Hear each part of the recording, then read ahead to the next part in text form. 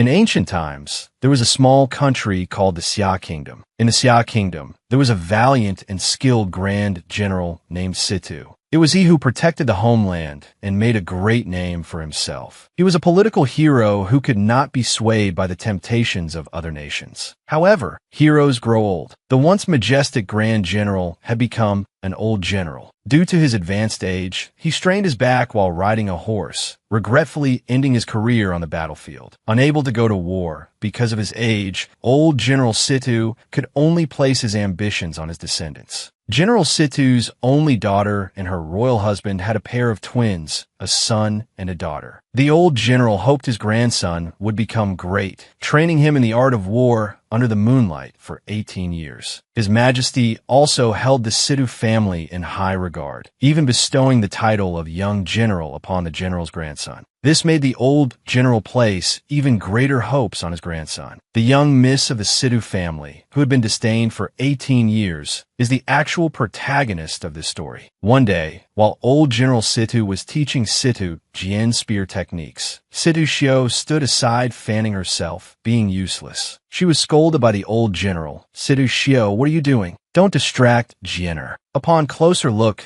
Situ Shio had a beautiful appearance, with slender limbs and a petite figure. But this beautiful lady had a flaw. She wasn't very bright and had a bit of a stutter. Thinking her younger brother must be hot from his training, she wanted to help but ended up causing big trouble. The timid Situ Shio couldn't handle the shock, threw the fan in her hand, and it hit a wooden beam. Because the house was in disrepair, it collapsed just like that. And so, Situ Jian was seriously injured. Still crying? Go and brew medicine for your brother. Feeling guilty, Situ Shio came to deliver the medicine, but ended up scalding the old general. The location of the burn is indescribable. This angered Lady Situ, who gave her another scolding. "You stutter, you're not bright, your needlework is poor, and you won't be able to marry." That being said, this young woman was a peculiar existence. The unfair treatment from her family made Situ Shio even more insecure. She often prayed to the heavens to make her a little more useful, even at the cost of her life. But tonight, the moment to change her destiny arrived. Her younger brother suddenly found her and started complaining. Why was he, at 18, still the same height as his sister? He tied his hair up and was about to run away from home. He also stuffed a letter for the family into his sister's hand. Because of her stutter, her brother only heard the first half of her sentence, thinking she agreed, and ran off gleefully. By the time Situ Shio realized what was happening, her brother's figure had already disappeared into the vast night. The sister was left alone, crying her eyes out in the night. This time, her mother would surely scold her to death. The next day, Lady Situ saw the letter and blamed the sister for everything. Just as she was about to slap her, the old general pushed open the door, calling for the younger brother to receive an imperial edict. The mother and daughter looked at each other, not daring to breathe. Now the old general also knew that Situ Jian had run away from home. But the emperor had just appointed Situ Jian as the young general today and wanted him to go to the border to fight the enemy. Now Situ Jian was missing. This was a crime punishable by beheading. Lady Situ was shocked. Situ Shio was so frightened she fainted on the spot. When she woke up, Lady Situ was smiling and had suddenly become very gentle. Her usually strict grandfather also became kind and benevolent. It turned out the three of them had come up with a terrible idea. To have Situ Shio disguise herself as a man, to take her brother's place, and report for duty. Shio was so scared she fainted again. This decision by old General Situ led the already miserable young Miss Situ to an even more tragic fate. But an unexpected destiny was also waiting for her. After all, it was a matter of the family's fate. Situ Shio had no choice but to agree. Looking at the armor on her body, her small frame could barely bear it. Her grandfather had already reported to the palace about the troop mobilization. Now, Shio was in a position she couldn't back out of. From this day on, she was no longer Situ Shio, but Situ Jian, the young general of the Xia Kingdom who bravely fights against the Xia Kingdom's god of war. Legend has it that the Xia Kingdom's god of war is valiant and invincible. Plus, his eyes are of different colors, giving him an extraordinary sinister aura. Next, the young woman leads the army out of the city. Several thousand cavalrymen of the Xia kingdom followed behind her. The entire city came out to see her off. Her mother felt it was a matter of great honor for the family. It seemed nothing could shake their determination. The army was already waiting outside. Situ Shio could only brace herself and go to war in her brother's place. "Young general, please mount your horse." Situ Shio looked at the horse before her in terror. Thinking back, for these 18 years, Shio had been good for nothing, while her brother was the one skilled in all 18 forms of martial arts. Lady Situ looked on in despair. In contrast, old General Situ was much calmer. He decided to ignore this problem, shouting, "Jinner, mount the horse." Forget mounting. This was only the third time Situ Shio had ever seen a horse, let alone ridden one. Half an hour passed. Shio was still trying to figure out whether to jump on or straddle the horse. She tried many times without success. Just then, the household butler suddenly spoke up. The young general's leg was injured by the falling eaves and is not yet fully recovered. It is advised that he ride a horse less and should take a carriage instead. The general opposite them was stunned for a moment, then had a look of sudden realization, while those in the know had ashen faces. And so, the young miss went off to war in a carriage. After boarding the carriage, Situ Shio frantically wiped the sweat from her face with a handkerchief, feeling as if she was about to collapse.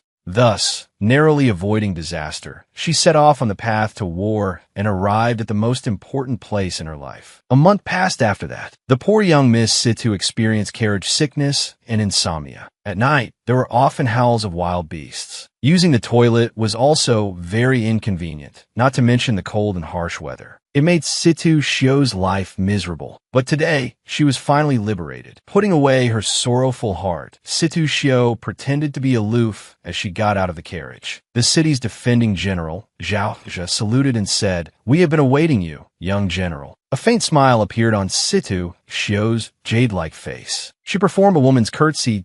My apologies. Zhao Zhe stared, dumbfounded, at the young general's gesture. He couldn't tell that this small, thin general had such a peculiar habit. Zhao Zhe didn't dwell on it and got straight to the point. "Young general, our army has suffered repeated defeats in battles against the Xia kingdom and has retreated to the border city. Please, young general, take command of the situation." Situ Shio was crying internally. Take command? I don't know how. According to this morning's intelligence, the enemy will invade this pass in the next few days. As a horn sounded, Zhao Zhe looked anxious. He didn't expect the enemy to arrive so quickly. Situ Shio was pulled to the city wall. Zhao Zhe tossed her a horse-chopping saber, opened the city gates, to face the enemy's army directly. But Situ Shio hadn't forgotten. She didn't know any martial arts at all. Zhao Zhe asked the young general to mount her horse. How could she learn in such a short time? She could only pray silently that heaven would help her mount the horse successfully. But our delicate young miss was holding a saber for the first time. Her technique was wrong, and she directly struck the horse. Her clothes got caught on the saddle, and she was carried away. "Sorry, little pony, I didn't mean it." Behind them, Zhao Zhe swallowed hard and began to silently admire this young general. To dare to charge ahead alone, what courage! But the young miss's reality was, "Help! The rope is tangled around my hand."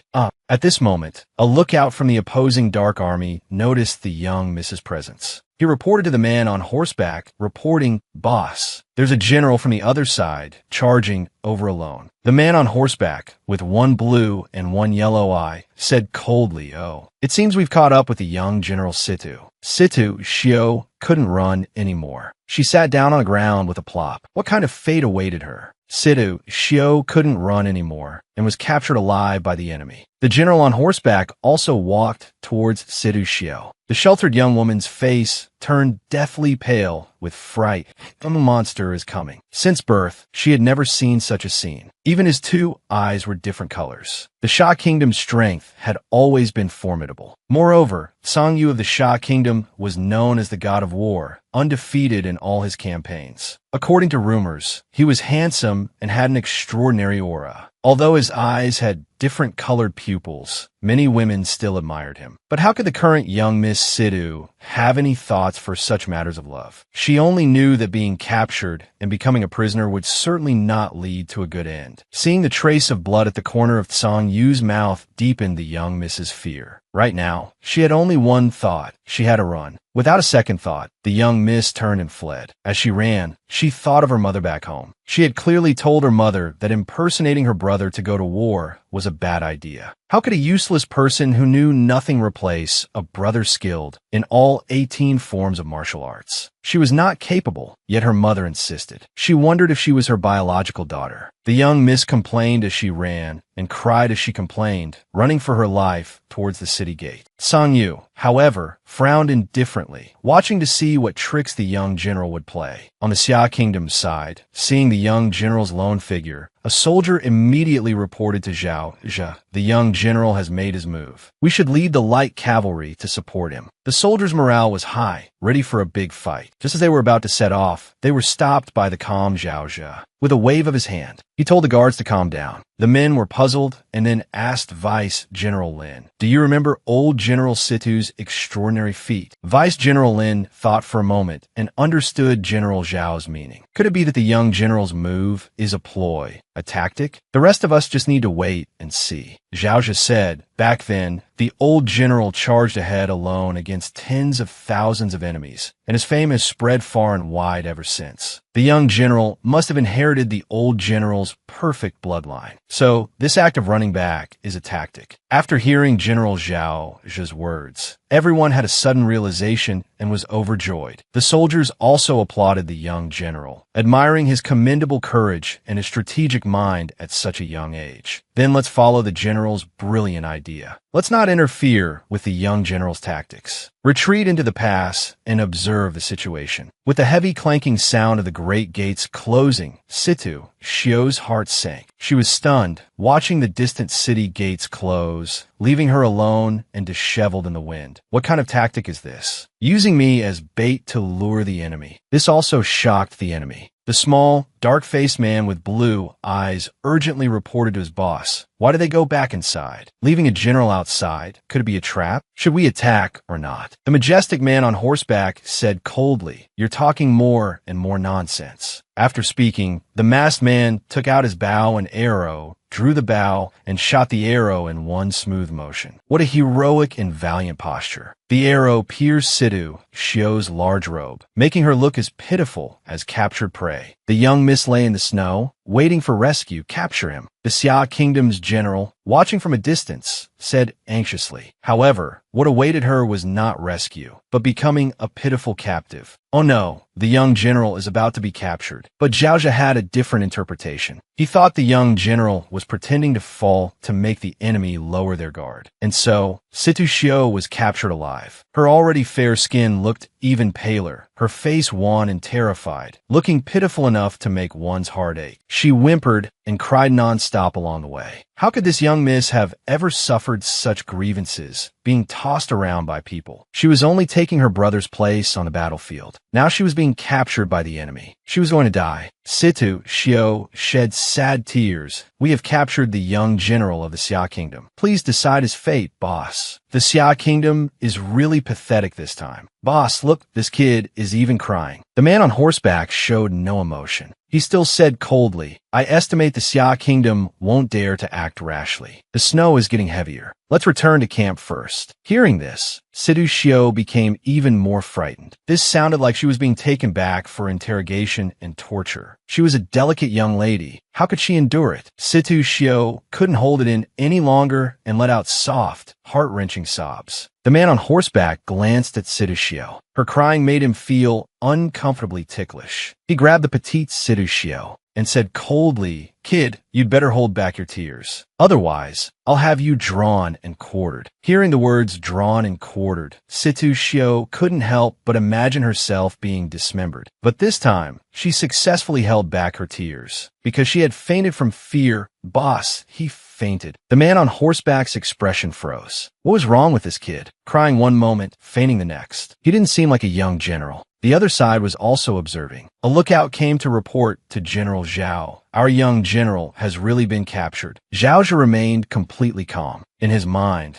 the young general was deliberately captured to gather intelligence on the enemy. After hearing this, everyone exclaimed that it was a brilliant tactic. And so, under the watchful eyes of the Xia Kingdom soldiers, Situ Shio was carried away on a horse by the enemy army heading west. Inside the Xia army camp, Situ Shio was tied up and thrown to the ground. In a daze, she heard a cold yet pleasant voice. Everyone, return to your posts. Strengthen the defenses. Yes, boss. Whose voice was that? Situ Shio slowly opened her eyes, wanting to see who this man with the deep voice was. It was the monster from the enemy country. She then remembered this monster had said he would have her drawn and quartered. Panic grew in her heart. Her already stuttering mouth shouted loudly, no, no. She struggled frantically, and her head hit the pillar behind her. This stunned the handsome monster. He had never seen such a foolish person. However, the monster quickly regained his composure. He approached Situ Shio step by step, his eyes filled with cold indifference. He grabbed Situ Shio by the collar. Kid, I'll ask you, how many troops does the Xia Kingdom have in total? How many cavalry at the border? How many infantry? He gripped Situ Shio's collar tightly, but unexpectedly, at the moment of contact, Situ Shio's heart fluttered. It touched my chest. Is it really that flat? He didn't feel anything at all, Situ Shio thought in despair. Just as she was about to point out Song Yu's uncivilized behavior, her stutter acted up again. Seeing her stammer, the king became even angrier, increasing his force and treating Situ Shio more roughly, completely unaware of where his hand was placed. Situ Shio's heart turned to ash. Was she really that flat? This monster of man touched her chest and felt nothing. It was truly heartbreaking. But the monster man didn't care about that. What he cared about was getting this young general to hand over the military map. He didn't know that this young general had been a stutterer since childhood. This angered Song Yu. This shorty wasn't talking. Was he playing with him? At this moment, Situ Shio mustered her courage and loudly said a few non-stuttering words. I don't know. This, I don't know, brought a bloodthirsty smile to Song Yu's face. It seemed he was choosing the hard way. A hint of excitement appeared on his incredibly handsome face. He picked up the dagger in his hand and swung it down. Let me cut off your ear. With one swift motion, without a trace of hesitation, the blade came within 1 or 2 centimeters of cutting off Situ Shio's small, fair ear. But it didn't happen. Situ Shio's hairpin came loose, and her long, waterfall-like hair cascaded down. Tears welled up in her eyes. Upon closer inspection, her skin was like fine jade, her face like a peach blossom. Unaware of what had happened, Situ Shio was still begging for mercy. Frightened to the extreme, her cheeks were flushed from crying. Song Yu looked at the man before him, and a strange feeling spread through his heart. Situ Jian, are you a real man or not? I'm really not a man. Situ Shio was on the verge of tears. She really wasn't a man. How could she explain this? Where should she start? This, I'm not a man, only made Song Yu think he was a coward who feared death, unwilling to admit he was a man. Song Yu was furious. He despised such shameless people the most. Since he was a shameless person, there was no need to show him any respect. He ordered him to be stripped naked and thrown into the horse manure. Situ Shio was horrified, and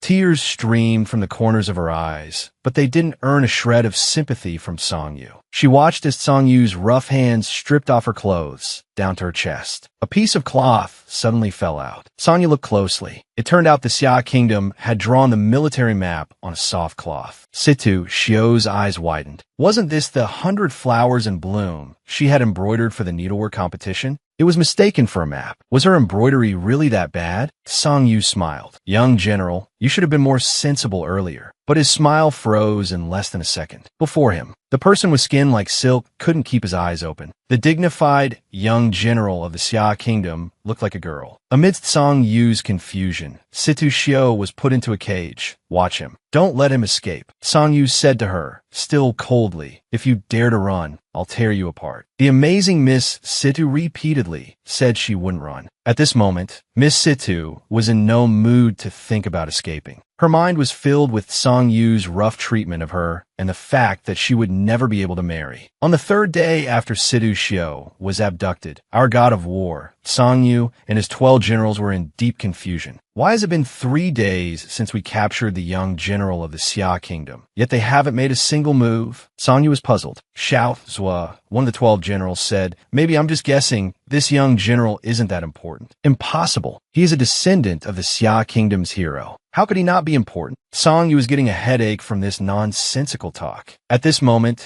Sangyu took out the needlework that Situ Shio was going to submit to the competition. He said seriously, "I found this on him." He presented the item, stunning the generals. "Boss, what is this blob? You have no taste. This is the military map of the Bayou Pass." The men were skeptical. Let's call that kid over to test him. However, there was a problem now. The 12 generals had looks of great confusion on their faces. Why is Situ Jian outside? Wasn't he locked up? A general quickly explained, "Boss, let me explain. It's like this. Xia Kingdom soldier A, who had been in the army for decades, for the first time felt that joining the army was a beautiful mistake. Wu, let me out, Wu." He cried until soldier A had a breakdown. Crying and more crying. Besides eating and sleeping, all he did was cry. But how could this young general cry continuously? Soldier A's mental defenses completely collapsed. Soldier A hugged Jian, one of the 12 generals, and said, "I can't take it anymore, brother Jian. Please, get someone else to guard him." Jian approached the cage. He wanted to sneak a peek at this capable young general. Suddenly, a hand grabbed his cloak. He looked down.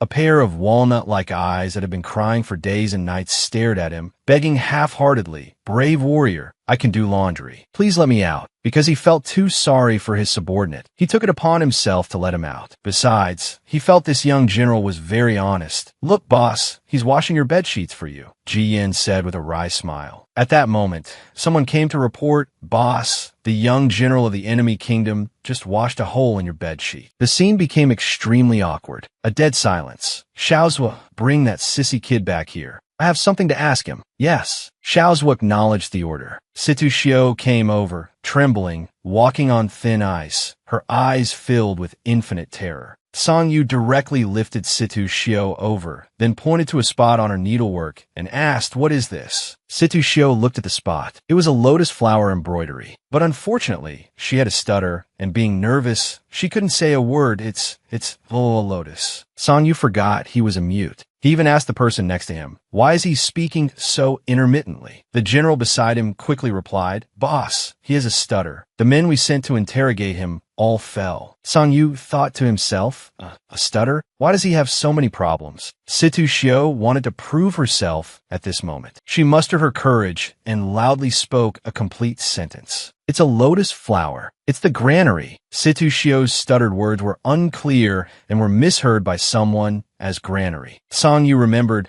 that his spies had previously reported the granary was in that location. It seemed the map was real. "We'll take action tonight. Burn the Xia Kingdom's granary." At night, Sangyu led his generals and infiltrated the Xia Kingdom's Bayou Pass. Following the map, they found a location. "Boss, this must be it. Look, there are even soldiers standing guard." Sangyu ordered, "Light the fire." A raging fire spread. Fire, fire. Someone help. With the shouts from the Xia Kingdom, Sangyu's subordinates felt they had secured victory. They planned to return first and then attack Bayou Pass directly the next day. So they set off. They hadn't even finished celebrating when they heard a loud shout. "Fire! Our latrine is on fire." Hearing the word latrine, Sangyu's foot slipped and he crashed into a pillar. Several Xia Kingdom soldiers were discussing, "Why is the latrine on fire? What are you standing there for? Put out the fire." At this moment, a general suspected his subordinate was warming himself by a fire in the latrine. But General Zhao had already ordered that no one was allowed to make private fires. Who would dare to do so? The soldiers hurried to put out the fire. If the latrine burned down, where would they relieve themselves in the future? Sangyu's face was dark, and he was speechless. He was also afraid of being discovered and felt embarrassed, so he put on his veil. "The Xia Kingdom stables are so low." "Boss, is your forehead okay?" A soldier said nervously, "It seems we made a mistake." "Huh?" The soldier laughed awkwardly. The phrase, "we made a mistake," pierced Sangyu's heart. Sangyu ground his back teeth and said, "One word at a time, we were not here tonight. Everyone go back and bring Situ Jian to my tent. I'm going to hang him up and whip him."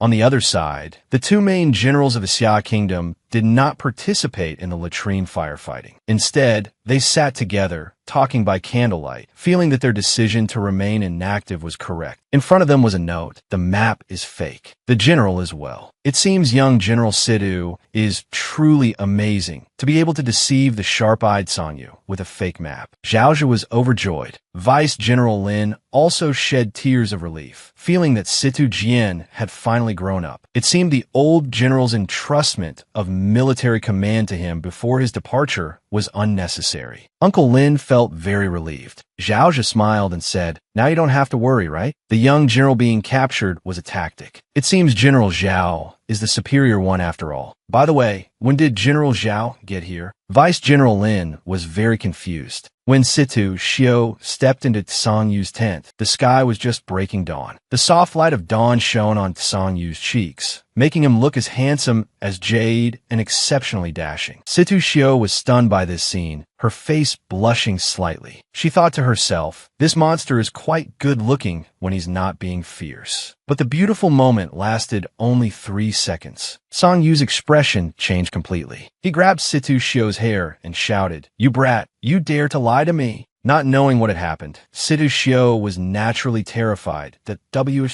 what happened? Tears immediately streamed down her face. Sangyu thought, why is he crying again? I haven't even started threatening him. How has a man who cries all the time survived until today? Sangyu pushed him away. Situ Shio fell and cried out, Sangyu threw the map in Situ Shio's face, demanding an explanation. Situ Shio shed a river of tears on the verge of a breakdown. It was fake to begin with. How was she supposed to explain it? I'm asking you, damn it. Can you stop stuttering? Speak now, or I'll skin you alive. Situ Shio trembled all over, stuttering and anxiously saying no. I'll talk. Really? Where is the map? And what is this cloth? Sangyu roared. Situ Shio pretended to be calm, but couldn't stop trembling. She told the truth. Actually, I don't have a map at all. This is my needlework. Sangyu was confused. What is needlework? Sangyu had a bad feeling about this. Situ Shio, however, said with a shy expression, it's just embroidery. After saying that, she even made a few embroidery gestures with her hands. Sangyu's mind went blank. Is this kid a pervert? But our great General Sangyu never once thought of Situ Shio as a woman, but rather suspected he was just a sissy. Situ Shio frantically waved her hands, trying to prove she was a woman, but her nervousness made her stutter again. She wanted to say she was a woman, but Sangyu misunderstood again.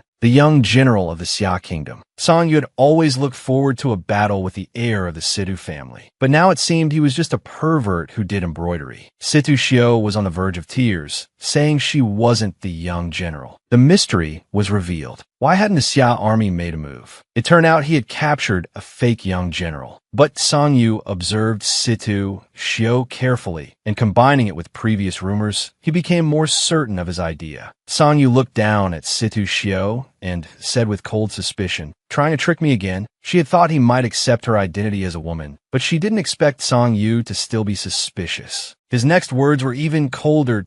Oh, save your own life. Young general, you're full of lies. Sangyu thought with disdain. The whole world knows that Situ Jian is only 5 chi tall. 1 chi is 33 centimeters, which means Situ Shio is 165 centimeters. But Situ Jian is 165.1 centimeters. Sangyu called loudly for Xiaozhua. A dark-skinned boy came in, scratching his head, and asked, Boss, what are your orders? Sangyu pointed at Situ Shio on the bed. This kid is useless. Drag him out and give him 100 lashes. Hearing the words 100 lashes, Situ Shio burst into tears. Don't hit me. I'm useful. Xiaozhua, the dark-skinned boy, thoughtfully added, Yes, boss, he is still useful. There are still 3 large tubs of clothes outside that he can wash. Just as Miss Situ was feeling grateful to this young man for speaking up for her, this young dark-skinned man was sent flying with a kick. Situ Shio suddenly remembered the bedsheet she had washed for Sangyu yesterday and blurted it out like a lifeline. She repeatedly said, General, I've already mended the bedsheet. I even embroidered a morning glory for you. She even managed to squeeze out a smile. Sangyu looked at the morning glory and rolled his eyes in anger. This damn kid was full of tricks. Sangyu's expression could no longer be described as gloomy. He was furious to the extreme. At this moment, Xiaozhua was covering his mouth, trying not to laugh, not daring to make sound. He was holding back tears. Once outside, Xiaozhua burst out laughing. It was truly hard to describe. The general guarding Situ Shio said to Xiao, "The boss seems to be particularly harsh on this young general." Xiao's blue eyes looked at Situ Shio. "This young general's skin is as white as a girl's." He stroked his chin and muttered, "Strange." That night, in the tent, thousands of lamps cast a unique warmth. The 12 generals were in Song Yu's tent, discussing animatedly. "The boss has been furious with the young general since he came back this morning. Is he still not over it? Don't mention it." The boss's reputation as the god of war was almost ruined by that kid. Song Yu looked at the map, feeling sullen that what's there to discuss. Situ Jian, that sissy, is a jinx. After the meeting, everyone was planning to rest. Situ Shio was still outside, airing the bed sheets. Song Yu felt annoyed just looking at her and ordered the guards to lock her up again. Hearing Song Yu's voice, Situ Shio shivered instinctively. Suddenly, snowflakes began to drift down, fluttering about. Song Yu stared at the snowflakes. There's no wind. Where are these snowflakes coming from? Based on his years of combat intuition, he looked up. He saw the cold glint of light. Icy swords were aimed right at him. Song Yu barely dodged. "Enemy attack!" Song Yu shouted. Instantly, all the soldiers in the camp were on alert. The situation was not looking good. Could it be men sent by the Xia Kingdom? Song Yu's sword rose and fell, ending one person's life. He turned to look for Situ Shio, but Situ Shio was dragging her shackles, shouting, "Help! Someone's been killed," while running and calling for help everywhere. Help. The general is under attack. Anger surged in Song Yu. This kid actually tried to escape during the chaos. Situ Shio's cries for help attracted many soldiers. Song Yu's side also brought the situation under control. Xiaozhua asked, "Boss, which group of attackers is this? Are they the same as before?" Song Yu didn't answer Xiaozhua's question, but asked about Situ Jian's whereabouts. Xiaozhua was also clueless and could only reply helplessly. Jian took him back to the cage. Song Yu strode away, heading to where Situ Jian was being held, and ordered the guards to leave one alive. A hint of coldness appeared in Song Yu's eyes. If this group of attackers were from the Xia Kingdom, then the place where Situ Jian was being held was exactly what the enemy wanted, a diversion.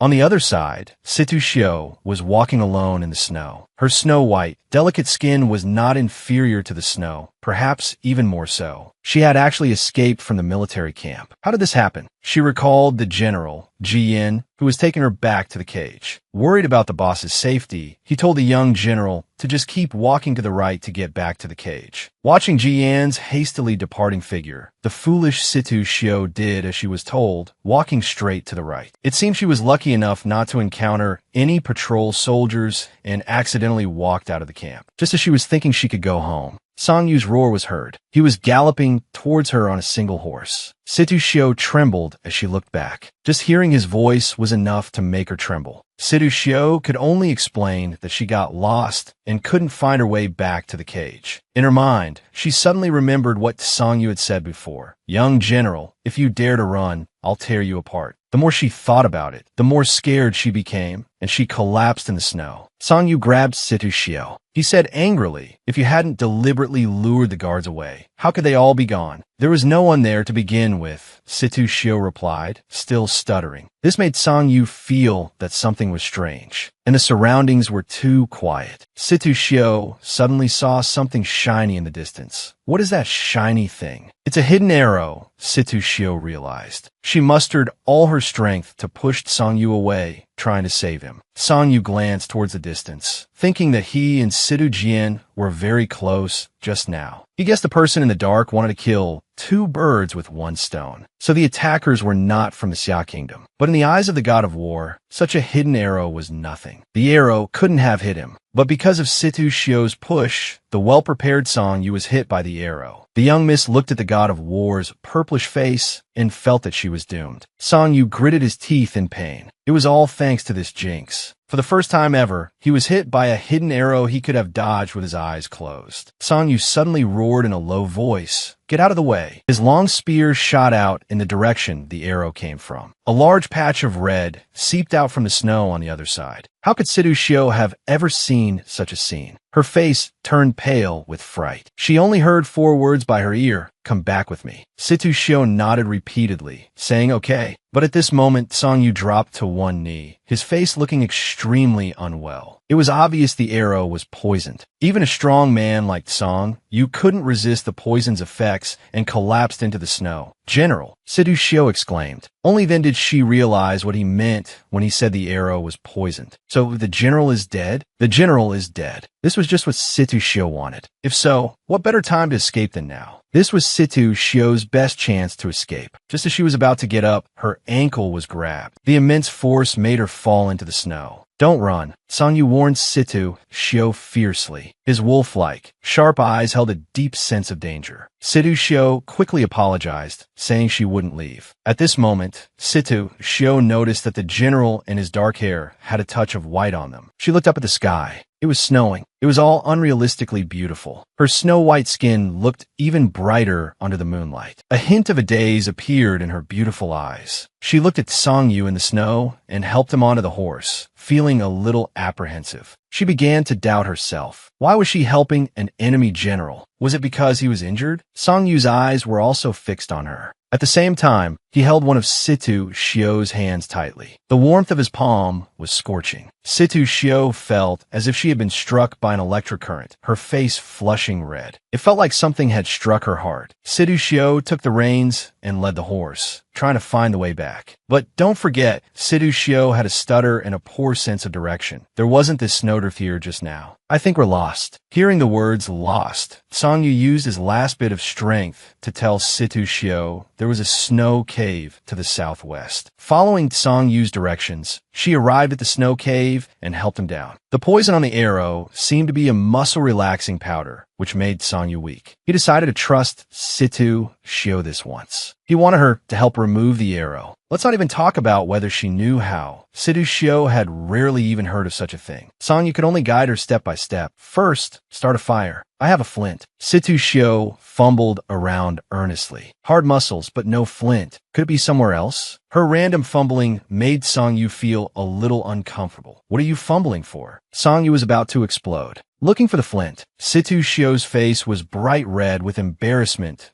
"I in the hidden pocket of the cloak. Not on my body." Cold sweat beaded on Songyu's forehead. It seemed he couldn't hold on much longer. After some guidance, Situ Shio finally found the flint and was about to gather some firewood. Songyu's expression changed. He looked at Situ Shio's back with a profound gaze. Situ Jian blushed when he touched a man. Does he like that? Situ Shio's heart was racing even more. As she walked out of the snow cave, she tripped over her own feet and fell hard into the snow. Songyu watched awkwardly. That damn pervert kid's fall is quite amusing. Songyu leaned his head back against the stone wall of the snow cave, savoring the memory of Situ Shio fumbling for the flint. He thought to himself, his hands are actually quite soft. Blowing on a flint is a skill, and Situ Shio knew nothing. She blew for a long time, but no flame appeared. Songyu watched Situ Shio using all her strength, and his anger flared up. Songyu suppressed his urge to hit someone, on the verge of exploding. He roared, "Give it to me." Situ Shio was quite obedient and gently handed over the flint. Songyu blew on it effortlessly, and the flint began to emit white smoke. Situ Shio looked at the smoking, warm flint, and her eyes sparkled as she praised Songyu. "You're so amazing." Situ Shio's eyes twinkled, giving her a small and cute look. Songyu gazed at Situ Shio's smile. For a moment, he actually thought the kid's smile was really cute. He was almost mesmerized. After the fire was lit, Situ Shio's hands trembled. She held the military knife and asked Songyu how to remove the arrow. This kid angered Songyu so much he almost stopped breathing. The wound on his body became more and more painful, and he was about to faint. He closed his eyes and looked at the trembling Situ Shio. Songyu was surprisingly gentle and calm at this moment. "Don't be afraid. I'll teach you. You can definitely do it. Don't be afraid. I'll teach you. You can definitely do it." These incredibly gentle words echoed in Situ Shio's ears, reaching deep into the girl's soul. This was the first time she had heard someone's encouragement and comfort. For 18 years, Situ Shio had never done anything right. A sense of determination unconsciously emerged in Situ Shio's heart. She felt that maybe this time she could do it well. She asked softly with a nasal sound, and then began to remove the arrow under Songyu's guidance. She was very serious, her movements incredibly careful. Her originally trembling hands became steady as she gripped the knife tightly. But the young girl, who had never done this kind of work before, still broke out in a nervous sweat. She steeled herself and pulled out the arrow. The bloody arrow fell with a thud. Songyu was in great pain and just grunted softly. Situ Shio, who had never seen such a scene, was shocked.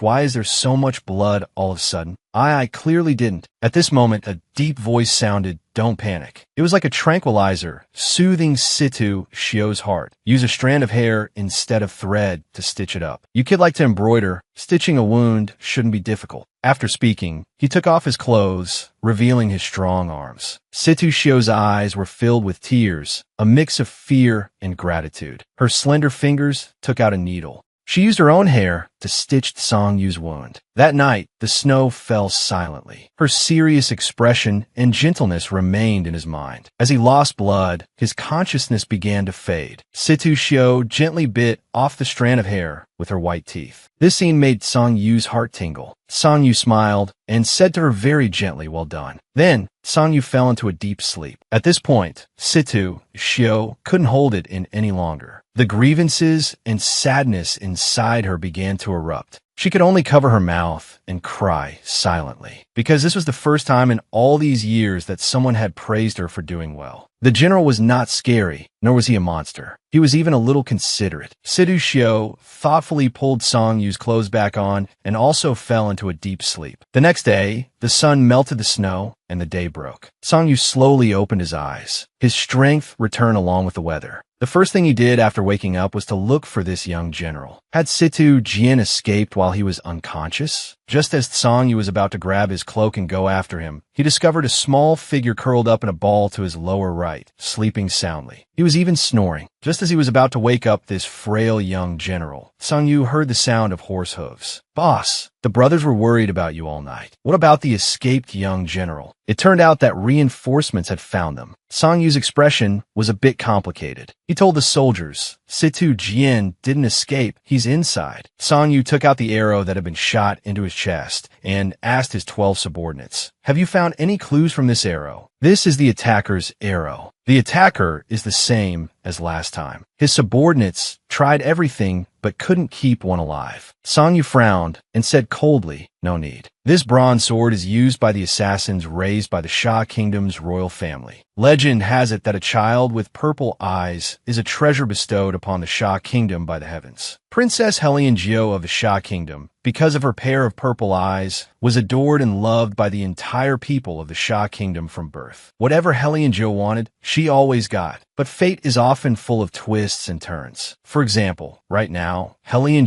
was standing in the garden, her slender fingers holding a flower, plucking it aimlessly. The young girl was heavy with thoughts. Why hasn't he replied to my letters? He clearly doesn't take me. A princess? Seriously. Helen pouted and grumbled. Beside her, a not-so-tall young man with black bangs covering the upper half of his face said worriedly, "Princess, be careful of your hands." Helen was in a fit of anger and casually retorted, "Little gardener, you shut up. What has made our little Gio so angry?" A young man with a gentle smile walked over. He was tall, with fair skin and defined features. His eyebrows were slightly raised, and his smile was as gentle as the wind caressing dewy flower petals. His dark hair lay smoothly behind him. His silk clothes and the inlaid green gemstone emblem showed his extraordinary temperament and noble status. The young girl smiled when she saw the visitor and then dismissed the people around her. The young girl threw herself into the young man's arms, calling out coquettishly, "Royal brother." This was her most beloved third royal brother, the outstanding man admired by countless women in the country, Helen Lang. Helen Lang gently stroked Helen Jio's hair and whispered in her ear, "Royal brother guesses that your anger is related to General Tsang." The young girl's secret was exposed. She buried her head in Helen Lang's embrace in frustration and asked, "Royal brother, why doesn't brother you like me? He never replies to my letters." Helen Lang didn't understand why Xiao Jio was so stubbornly infatuated with him. Helen Jio turned around and said directly, "I am just infatuated. I just like him." She began to recall the first time she saw Sangyu. One evening a year ago, Helen Jio was heading to the rear palace to study music and rites. She was walking in a hurry when she heard two maids standing aside, gossiping. "Did you see the god of war? I saw him. He's so handsome. I heard he just conquered the Man Kingdom and is going to see his majesty." Helen Jio became curious. She had never seen the god of war before. Driven by curiosity, Helen Jio sneaked into her father's palace. And so, they had their first meeting. The princess hid behind a pillar. The evening sun shone through the cracks, gently touching the dark, cold man. It lit up his gleaming armor and softened his handsome face. He slightly lowered his head, kneeling on one knee before the noble king. His tied-up black hair naturally fell into his cloak. Sunlight poured into the entire palace, also softening his surroundings. She clearly remembered his face and his deep voice. At that moment, all the lights were no match for his brilliance. The princess was stunned by him, and her heart skipped a beat. She thought to herself that she was a princess and Sangyu was the god of war. They were the most perfect match. But Sangyu's coldness pulled the princess back to reality. Sangyu, the straightforward man, paid no attention to the princess's feelings. Besides, he couldn't go back to the capital. The princess of the Xia kingdom couldn't even get close to him. She complained to her royal brother about Sangyu's coldness, feeling very unwilling. At this moment, the third royal brother had a flash of inspiration, whether it was a good idea or a bad one. He said, "If you want to get close to him, why don't you ask father for an imperial edict to marry you to General Tsang? As for feelings, you can cultivate them slowly after marriage." After hearing the third royal brother's words, the princess was enlightened. She blushed with excitement and jumped up and down, cheering, "Yes, I can ask father to decree our marriage." Then the third royal brother added, "Xiaojio, you must remember you have to fight for what you want. Otherwise, it will become someone else's." It seems this third royal brother is not a simple character. After hearing the third royal brother's words, the princess thanked him and skipped away. She went to the king. She didn't care how tired her father was after discussing military affairs and burst into the main hall. This father was also good-tempered. His stern eyes immediately softened when he saw the little princess. He said dotingly, "What is it, my dear little princess?" The princess inadvertently glanced and saw that her father was again looking at a painting, completely mesmerized. She didn't know what kind of enchanting woman was painted on it. Her own mother was completely devoted to her father, but it couldn't compare to her father's affection for the woman in the painting. The princess didn't care about that and boldly said, "Father, your daughter wants a marriage edict." The clever king seemed to have guessed his daughter's thoughts and replied naturally, "If it's for Sangyu, then no." Hearing her father's answer, the girl's hair stood on end. Why not? Sangyu is the eldest son of the prime minister, and he has the title of god of war. He has conquered the Man Kingdom and achieved successive victories. Now he has captured the young general of the Xia kingdom and has victory in his grasp. Is he not worthy of a princess? The king did not answer,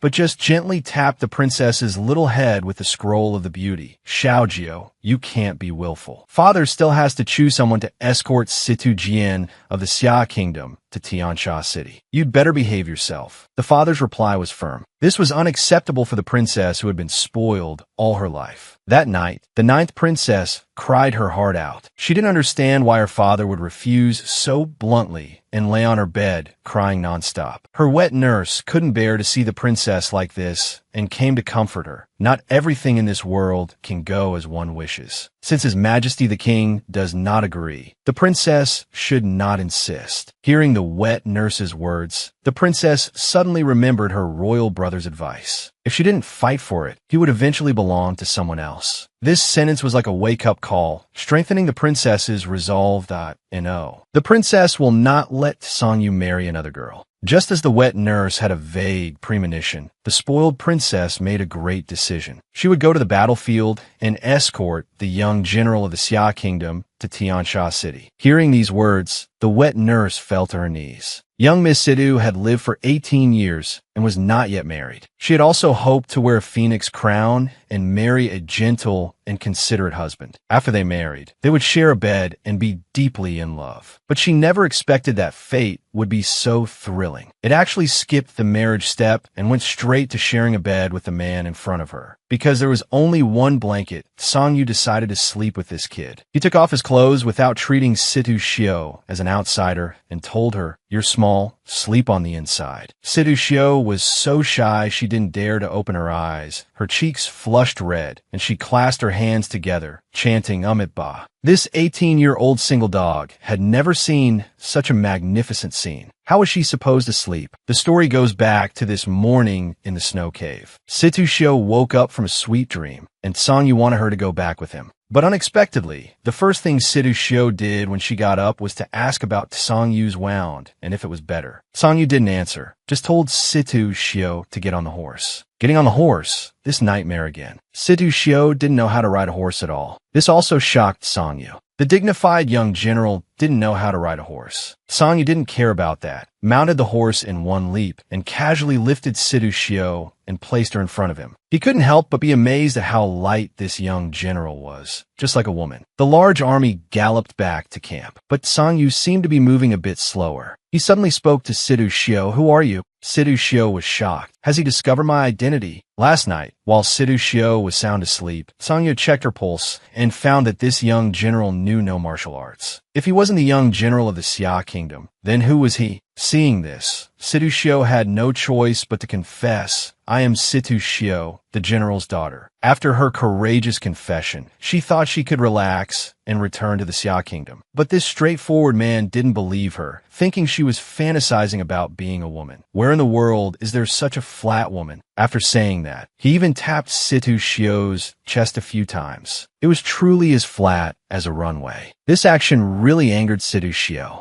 How could she explain that she was really a girl? Sangyu completely ignored Situ Shio's embarrassed expression and said to himself, "The day before yesterday, His Majesty ordered General Hushi to escort you to Tiansha City. Now that I know you're an imposter, it's really troublesome. You'll be killed." Hearing that she was going to die, Situ Shio started crying again. Sangyu just said faintly, "I'll handle it. Don't worry." After returning to the camp, Sangyu didn't lock Situ Shio in the cage, but openly placed her in his own tent. He never mentioned the matter of the real or fake young general. Until tonight, when they were to share a bed. Sangyu didn't understand what this kid Situ Jian was being so awkward about. Situ Shio voiced her concern. "My mother said that if you sleep in the same bed with a man, you'll have a baby." This sentence angered Sangyu. He turned and pressed down on him, thinking the kid's perverted habit was acting up again. He secretly vowed to cure Situ Shio of this perverted habit, to turn him into a real man. Situ Shio had no choice. She could only share a bed with this man. The scent of him surrounded her, making Situ Shio's cheeks burn, and she fainted. The god of war, Sangyu, was a man of his word and took action. He began training Situ Shio to become a man. As a soldier, one must know how to ride a horse. If I remember correctly, this was the 4th time Situ Shio had seen a horse. She swallowed hard and mustered the courage to stroke the steed. The horse just responded slightly, and Situ Shio ran 10 meters away, shouting as she ran, "It's too scary." It seemed the horse disliked Situ Shio, but she was once again lifted by Sangyu and placed on the horse. He patiently taught the fool, "What are you waiting for? Swing your right leg over. Open your eyes, you fool." But the horse didn't seem to like Situ Shio and often disobeyed her commands. At this moment, Sangyu pressed his forehead against the horse's face. He said something to the horse, patiently calming it down. The horse instantly became obedient and calm. The general's face also looked gentler. He even softly told Situ Shio not to be afraid and to look straight ahead. This filled Situ Shio's heart with a sense of belief. She also gained more trust in Sangyu. It seemed this monster had a gentle side too. After a series of instructions, Situ Shio finally mounted the horse successfully. Song Yu planned to ride with Situ Shio for a while to get a feel for it. He instructed Situ Shio to lean forward that we're about to run. Then Song Yu pulled the reins tight. The horse was also exceptionally gentle and cute in his hands. After riding for a while, Situ Shio got the hang of it. It seemed that riding a horse wasn't that difficult. As long as you have faith, you can succeed. This was the first time in her life she had done something well. She was overjoyed and was about to thank Song Yu.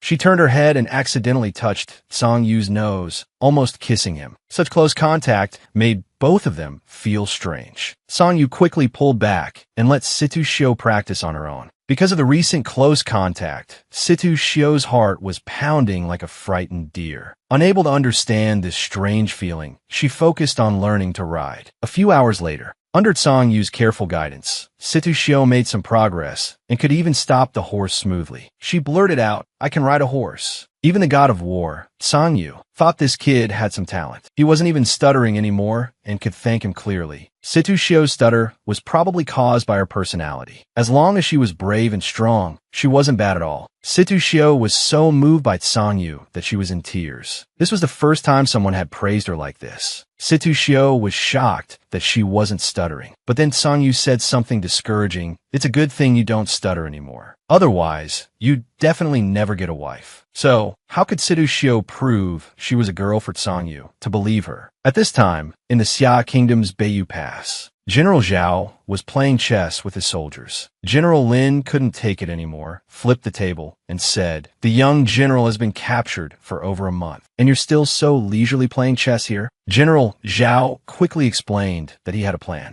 He took out a small note from his spy and showed it to Lin Fei. He learned that the 9th princess would be going to the battlefield. General Zhao's plan was to capture the 9th princess and make the Xia Kingdom surrender. The spy has made contact with the young general. In a few days, the young general will return safely. Lin Fei had thought General Zhao was an idiot, but now it seemed he had misunderstood General Zhao's good intentions. He asked, "Who is that spy? So resourceful." When General Zhao mentioned the spy, he immediately perked up.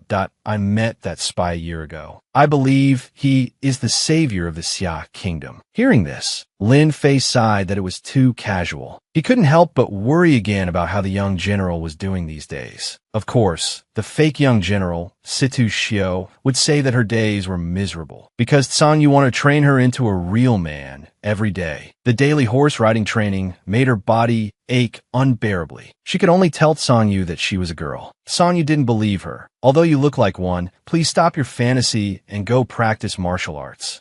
Since Song Yu was determined to make Situ Shio a man, he took her out of the camp every day for individual training. Even his subordinates exclaimed, "The boss and the young general have changed." Ever since they spent a night outside, their attitudes have clearly changed. Before, one was fierce as hell and the other was scared to death. How did this happen? They even found out that they had slept in the same bed the other day. Speaking of which, their boss, Song Yu, was 22 and not yet married. Could it be? The soldiers all suspected there was something going on between them. Some inappropriate images even appeared in their minds. While he was taking the young general out of the city to practice martial arts, someone came looking for Song Yu in panic. He said he had something to report. The 9th princess and General Hushi had arrived. On the other side, Situ Shio had been in a horse dance outdoors for more than the time it takes for an incense stick to burn. The heavy snow made the scene extremely romantic. Just then, a subordinate came to report, breaking the beautiful moment. General Hushi has arrived at the camp. I hope the boss will return soon to handle matters. He looked up and was shocked by the sweet atmosphere. Song Yu thought to himself, the escort army arrived quickly. Even the 9th princess came along. In a moment of distraction, Situ Shio lost her footing and fell into Song Yu's arms. They looked at each other sweetly, as if it were a common occurrence. Pink bubbles burst in the air. The subordinate was dumbfounded.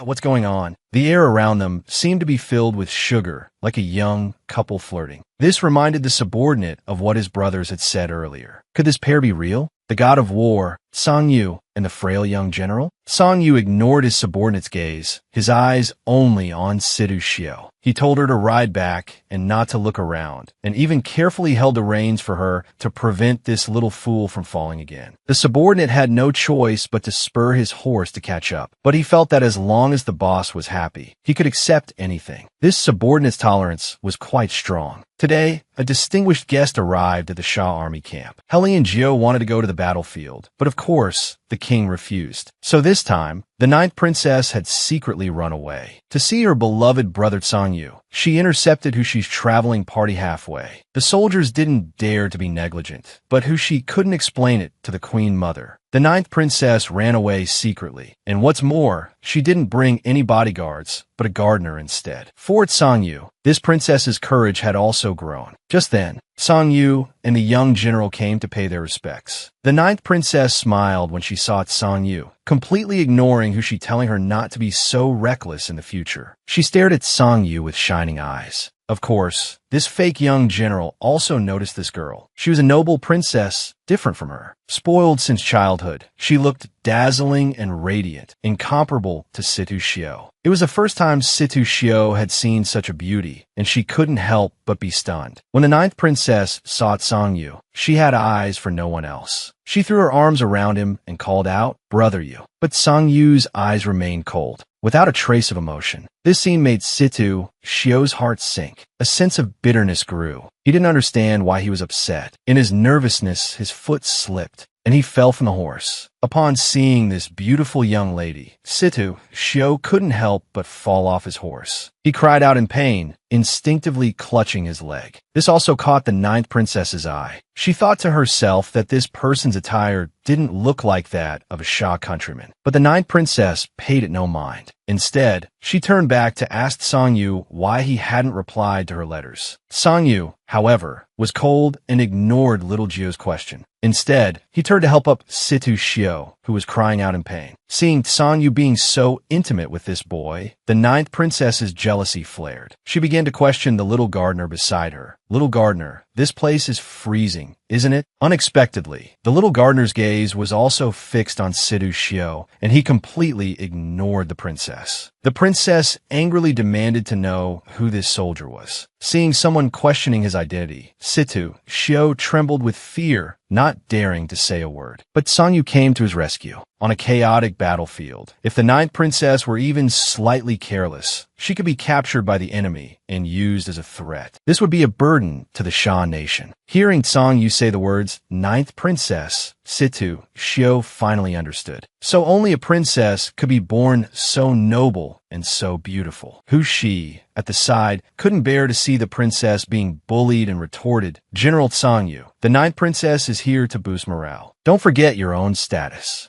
Although Song Yu was the god of war of a nation, his status was ultimately no higher than a princess's. He could only suffer in silence. Hushi felt it was cold outside and asked the ninth princess to enter the tent to warm up. But the ninth princess didn't seem to appreciate the gesture, only talking to her brother Song Yu. "Brother Yu, don't worry. With your protection, how could I possibly be captured? I only came here to see what the young general of the Xia nation looks like." Hearing this, Song Yu pushed Situ Shio forward. "You want to see the young general of Xia? He's right in front of you." No one had expected that this thin, small, and fair-skinned boy was actually the young general of Xia. The minds of the ninth princess and Hushi were thrown into further confusion. Pushed forward, Situ Shio could only give an awkward smile. No one would have thought that the young general was a weak, short man. Hushi questioned Song Yu, asking why he didn't lock the enemy in the camp tent. Song Yu planned to explain inside the tent. After all, there were too many people outside with loose tongues. It wouldn't be good if Situ Shio's identity as the fake young general was exposed. He then entered the tent and said, "Although the young general of Xia is a prisoner of war, he should be treated with courtesy. Besides, there's more to this matter. I cannot let you take him back to Tiansha City." These words angered Hushi, who was about to fly into a rage at Song Yu. Situ Shio, standing to the side, also understood what was happening. They were discussing whether to escort him back to the capital of Sha. If Song Yu handed him over, his identity as a woman would surely be exposed. Then Situ Shio would certainly die, never to see another sunrise. At this moment, the ninth princess couldn't care less about the young general's life or death. Instead, she very naturally took Song Yu's hand. "Brother Yu, after this war is over, you have to marry me." This sentence pulled Situ Shio back from his thoughts. What? The ninth princess and Song Yu are getting married? The ninth princess naturally replied happily, of course. The god of war should be with a princess. So, Brother Yu is going to marry me. Hearing the words "get married," Situ Shio clenched his fists, his heart tightening along with them. So the great General Song Yu already had a marriage arrangement. An inexplicable feeling surged from the bottom of his heart. Tears flowed uncontrollably from the corners of Situ Shio's eyes. The ninth princess couldn't believe it. "Either we're getting married. What are you crying for, you brat?" Seeing Situ Shio cry, Song Yu flung the ninth princess's hand away, warning, "Your Highness, stop fooling around." Seeing this, the ninth princess threw herself into Hushi's arms, complaining that her brother Yu was too fierce. Hushi could only console little Jio, saying he didn't know what was good for him. Meanwhile, Song Yu was constantly comforting Situ Shio. At the same time, he felt that the matter he needed to discuss with Hushi was too serious. He had to send the young general away. He could only pretend to be stern in front of the princess that, "If you're going to cry, go find a place to hide and cry. Don't let me see you." Hearing this, Situ Shio didn't argue. Wiping away his tears, he ran out of the camp. As he ran, he remembered the ninth princess's words. The god of war should be with a princess. So, Brother Yu was always meant to marry me. This sentence deeply pierced Situ Shio. He had never thought the general would get married, but the god of war must be with a princess. If Situ Shio were a princess, could she also marry Song Yu? When this thought arose, Situ Shio himself was shocked. He actually wanted to marry Song Yu.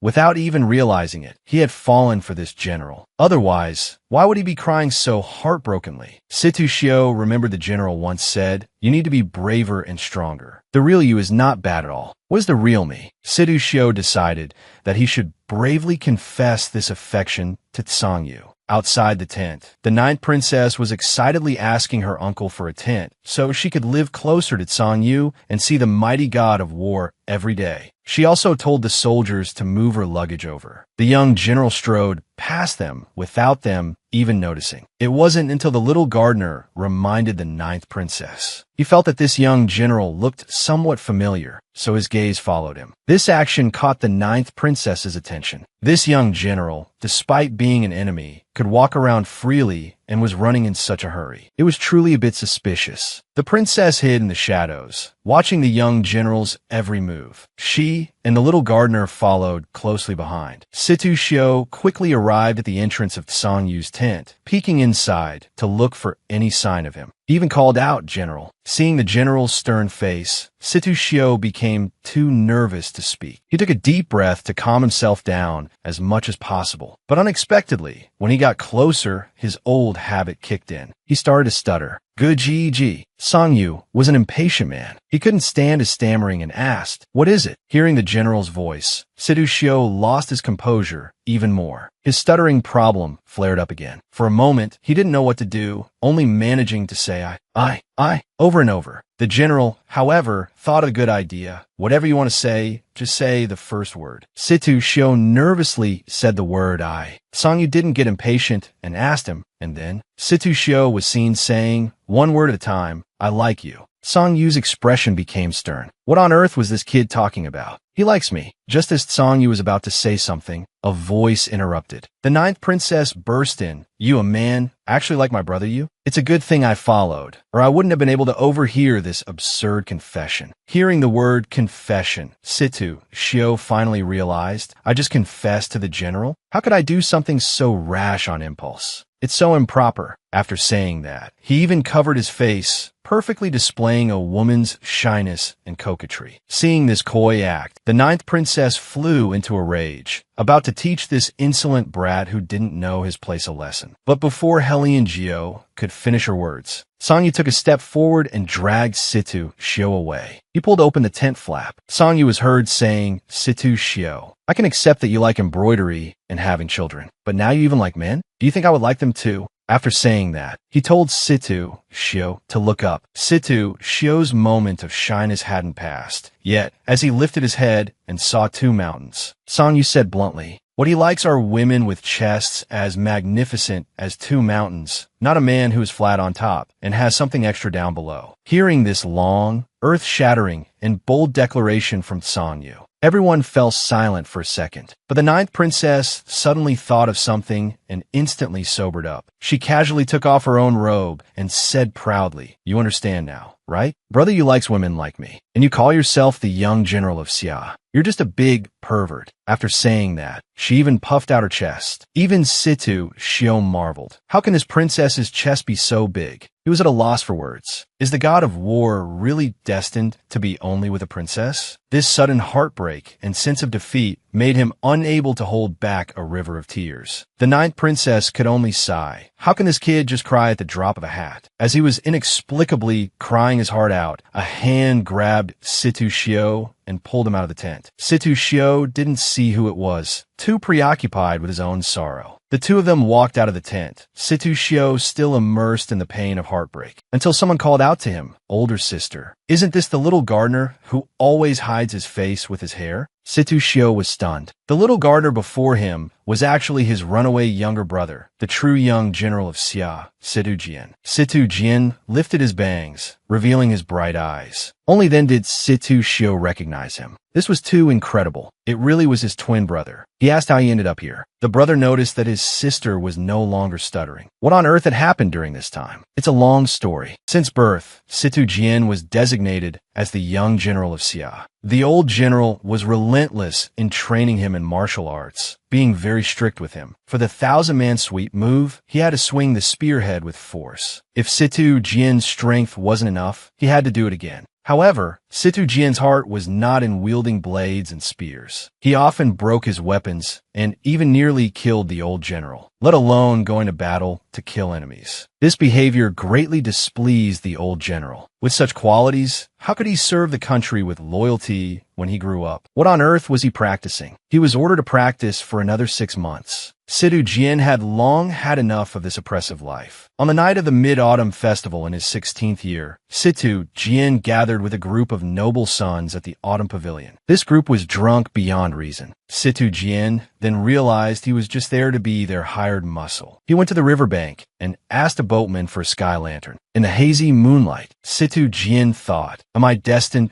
to fulfill the mission of the young general? But I clearly want to forge my own path in life." He then released the sky lantern, asking the heavens to tell him what his destiny was. As the sky lantern was released, Situ Jian's gaze followed it. Just as it reached the sky, it was about to collide with another sky lantern. To think there were other visitors on such a remote riverbank. "Look, our two lanterns have eloped together." Situ Jian looked towards a voice. A beautiful woman lifted her veil, revealing a pair of purple eyes. In an instant, Situ Jian was utterly captivated, his face blushing shyly. Just as he was about to strike up a conversation, the woman and her attendant had already walked away. They say the wishing lanterns of the Xia nation are very effective. Is it true? In the days that followed, Situ Jian often thought of the girl with purple eyes he had met by the river, a girl he couldn't forget. He wondered who she was, where she came from, and regretted not rushing over to ask for her name. This longing lasted for a full 2 years, until one day, while chatting with other noble sons, they spoke of the great beauties of the world. Su Rongrong, the #1 beauty of the Xia nation, was one, and the incomparably beautiful purple-eyed princess of the Shan nation was another. Purple-eyed. Hearing these two words, Situ Jian's interest was piqued. As an adult who only practiced martial arts, he was unaware of such romantic affairs. It was only today that he learned that purple eyes were a very rare thing. One must know that the 9th princess with purple eyes was a unique existence in heaven and on earth. However, since the Sha and Xia nations were at odds, they couldn't discuss it further. Situ Jian finally knew the identity of the purple-eyed girl, and she happened to be the princess of an enemy nation. In that case, Situ Jian had to forget her. But he found that the more he tried to forget, the more he thought of her. Finally, on that stormy night, Situ Jian made a great decision. He found his sister and first let out a stream of complaints, whining that being the same height as his sister was utterly humiliating. So he was going to run away from home. But these were all just excuses. It was merely Situ Jian's excuse to run towards his true love. After leaving home, Situ Jian went to the Sha nation. To get close to the ninth princess, he became a little gardener in the royal palace. The bangs were to hide the color of his eyes. However, a month ago, Situ Jian heard people in the palace say that the young general of Xia had been captured. He was clearly in the palace. So how could he have been captured? It wasn't until Situ Jian followed the ninth princess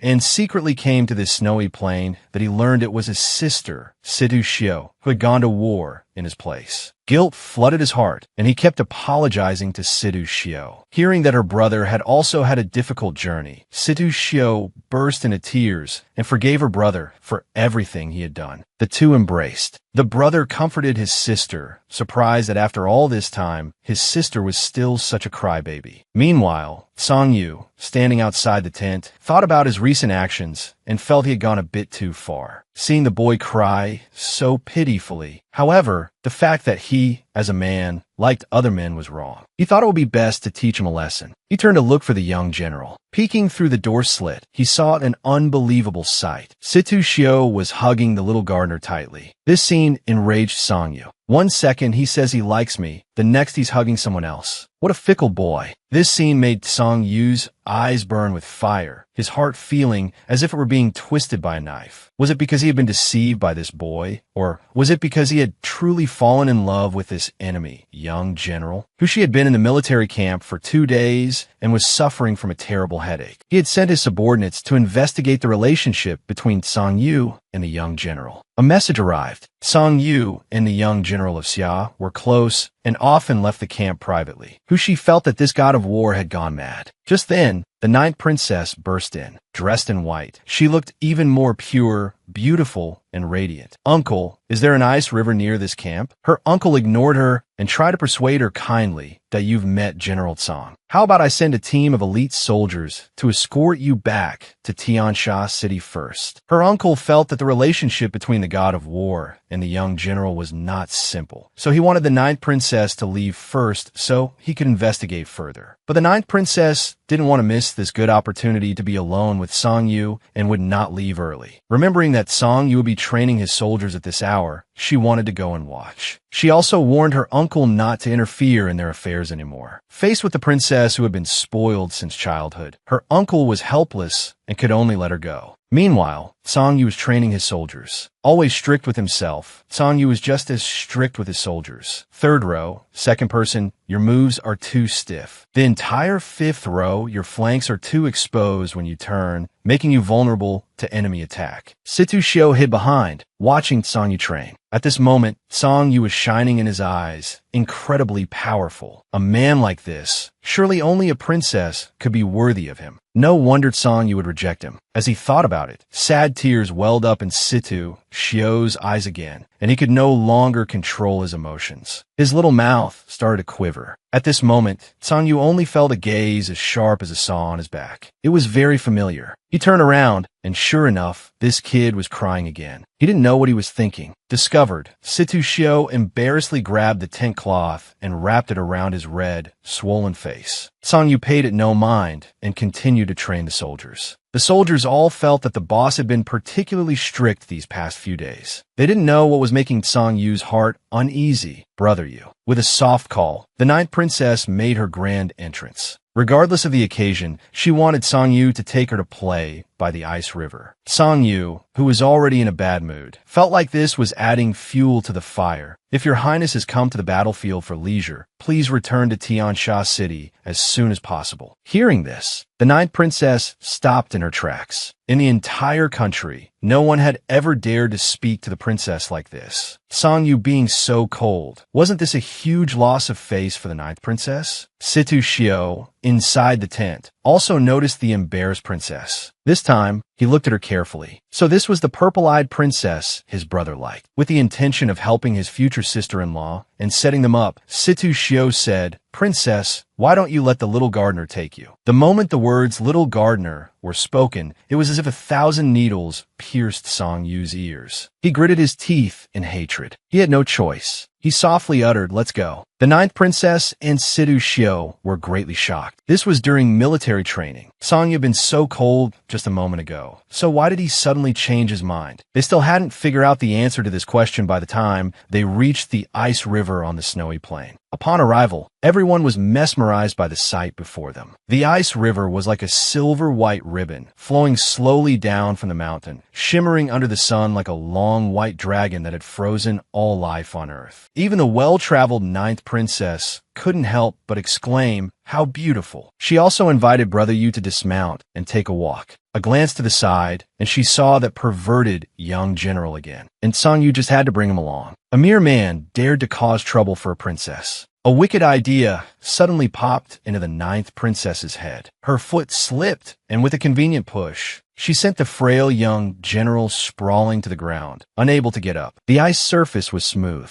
Situ Shio tried to use his hands to push himself up, but the ice actually started to crack. Situ Shio was horrified. In the blink of an eye, Situ Shio disappeared, having fallen into an ice hole, with only one hand left outside, begging for help. The princess was also dumbfounded. She hadn't expected things to get so serious and stood frozen in place. A second later, she regained consciousness and shouted, "Help." He fell in. The young general of Xia fell into the ice river. Hearing the news, Song Yu quickly turned his horse around. He frowned. This was not a simple matter. Without a second thought, Song Yu threw off his fur cloak and, without thinking, jumped into the water. He scooped up Situ Shio and wrapped the fur cloak tightly around him. The ninth princess knew she had done something wrong and followed behind, explaining, "Brother Yu, is he okay? I didn't know the ice would break." Song Yu couldn't stand her nagging and warned the ninth princess to stay away from Situ Shio in the future. At this point, Situ Shio was delirious from the cold, muttering "cold" under his breath. The ninth princess also tried to be helpful, taking off her own fur cloak to cover the young general. This only deepened Song Yu's annoyance with the ninth princess. He shouted back to camp. Song Yu gently carried Situ Shio back to his own tent, wrapped him in several more thick blankets, and caringly asked if he was still cold. Song Yu reached out to take off Situ Shio's clothes. Wet clothes must be changed. As a woman, how could Situ Shio let Song Yu change her clothes? She quickly refused, saying, "Don't." A hint of sternness appeared in Song Yu's eyes. "How can you not change? You'll catch a chill." Seeing that he couldn't refuse, Situ Shio asked to call the little gardener over so he could change his clothes himself. The little gardener was Situ Shio's brother, but Song Yu didn't know that. The words little gardener drilled into Song Yu's mind. It was that same gardener he had been hugging the other day. "He can change your clothes, but I can't."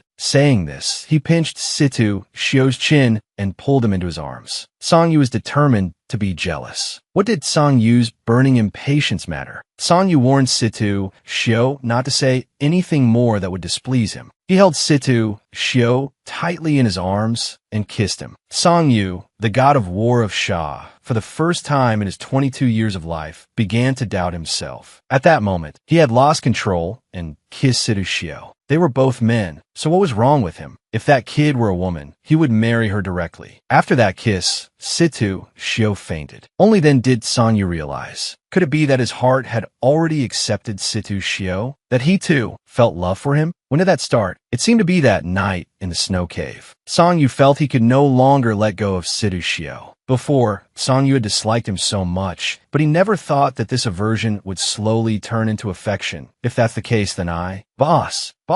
The young soldier beside him, Xiao He, kept calling Song Yu. Song Yu finally snapped out of his immersive dream. "General Hushi is calling for you." Arriving at General Hushi's quarters, Hushi questioned Song Yu about not letting him take the young general away. This matter was very strange, but if this dragged on any longer, His Majesty would likely blame Hushi for his incompetence. But Song Yu understood. How could he let them take Situ Shio away? This young general of Xia was a fake. Meanwhile, Situ Shio woke up. He found that the general didn't seem to be there, but his clothes were. He remembered the scene before he fainted. Before he fainted, why did Song Yu suddenly bite his lips? He never expected his lips to be so soft. It was truly embarrassing for Situ Shio. But hadn't Song Yu rejected him? Why was he being so intimate with him again? Remembering that scene, Situ Shio shyly burrowed into the blankets, unable to figure out if it was all real or a dream. After an excited toss and turn on the bed, he found that the princess's fur cloak was still there. Situ Shio decided to return it. He entered the tent to find it pitch black. Had the ninth princess gone to sleep? Strangely, there were no soldiers on guard outside either. At that moment, a loud noise came from inside the tent. What was that sound? It came from within the tent. Situ Shio could only gather his courage and walk inside. He called out, "Princess," but no one answered. Not a single lamp was lit in the dark room. But when Situ Shio lit a lamp, he saw the princess being held by a man in black, her mouth covered so she couldn't make a sound. The man in black said, "Young general, I've been waiting for you for a long time." The princess let out a hoarse signal for help. Just as Situ Shio was about to go out and call for help, the man in black pulled him back, covering Situ Shio's mouth. This man in black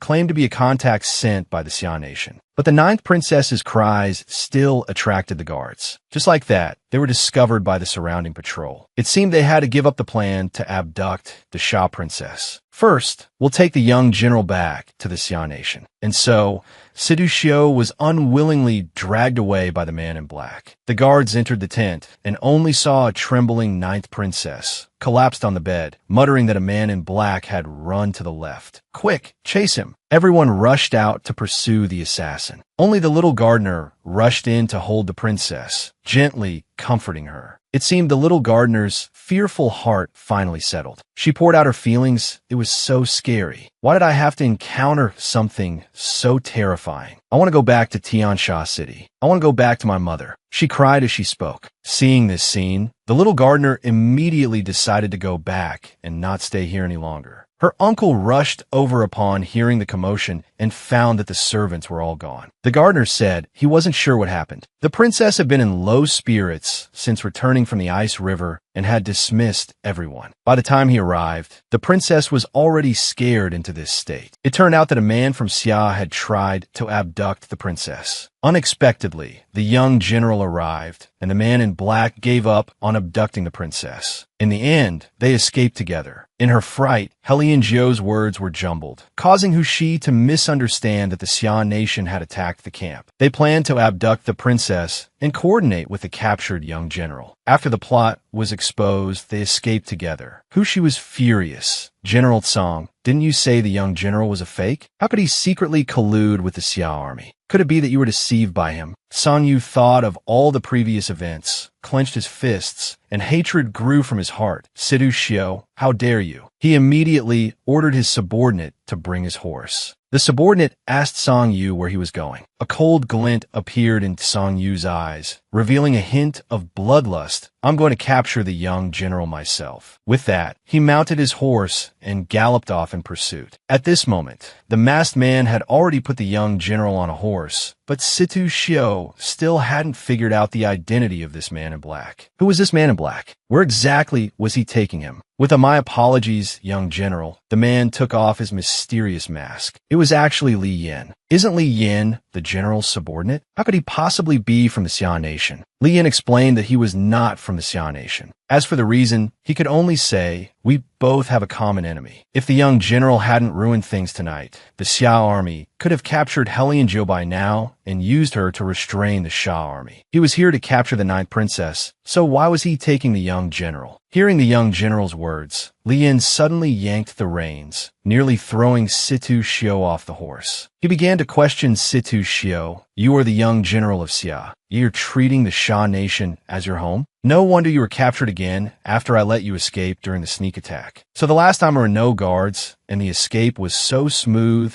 was a setup by Li Yin. And now, the one who didn't want to leave was this young general. Thinking of the Xia nation, Situ Shio seemed to have truly forgotten why he had come. Now, all that was on Situ Shio's mind was probably the god of war of the enemy nation, Song Yu. Just as he mentioned the great general, a loud shout came from behind. Stop! Li Yin thought to himself, as expected of Song Yu. He figured it out so quickly and followed the trail to find us. Discovering that the masked man was actually Li Yin, Song Yu's heart instantly grew cold. The ninth princess's visit to the battlefield was a private matter. Furthermore, the Xia army was too quiet about Situ Jin's abduction. There must be someone pulling strings. It turned out, this person was the general who had been with Song Yu for 3 years. Seeing Song Yu in pursuit, Li Yin wanted the young general to escape on horseback. Situ Shio. Song Yu called out to him. A look of sadness and reluctance appeared in Situ Shio's eyes. Song Yu didn't understand why Situ Shio was like this. Weren't they escaping together? Taking advantage of Song Yu's distraction, Li Yin swung his blade. Fortunately, the god of war was experienced and blocked the blow. Li Yin and Situ Shio successfully escaped. But at this moment, Situ Shio's heart wavered. He didn't want to pull the reins, wanting to return at Song Yu's side. Seeing this, Li Yin warned the young general not to let go of the reins, or they would both be captured. Unexpectedly, Situ Shio's next words shocked Li Yin. You're right. I don't want to leave at all. He then let go of the reins and threw himself into Song Yu's arms. Song Yu saw Situ Shio's intention and lunged forward to catch him steadily. Although Song Yu cursed him for being a big idiot, saying that jumping off a horse in this situation could get him killed, his heart felt warm. At this moment, Situ Shio only wanted to return to Song Yu's side. Originally, Song Yu had many suspicions about Situ Shio. After this incident, all his doubts vanished. The way this foolish fellow rushed towards him without a care in the world was truly captivating. At this moment, Li Yin was already 100 meters away. He was seen shouting Song Yu's name loudly, then pointing his finger upwards as a hint to him. Song Yu looked up.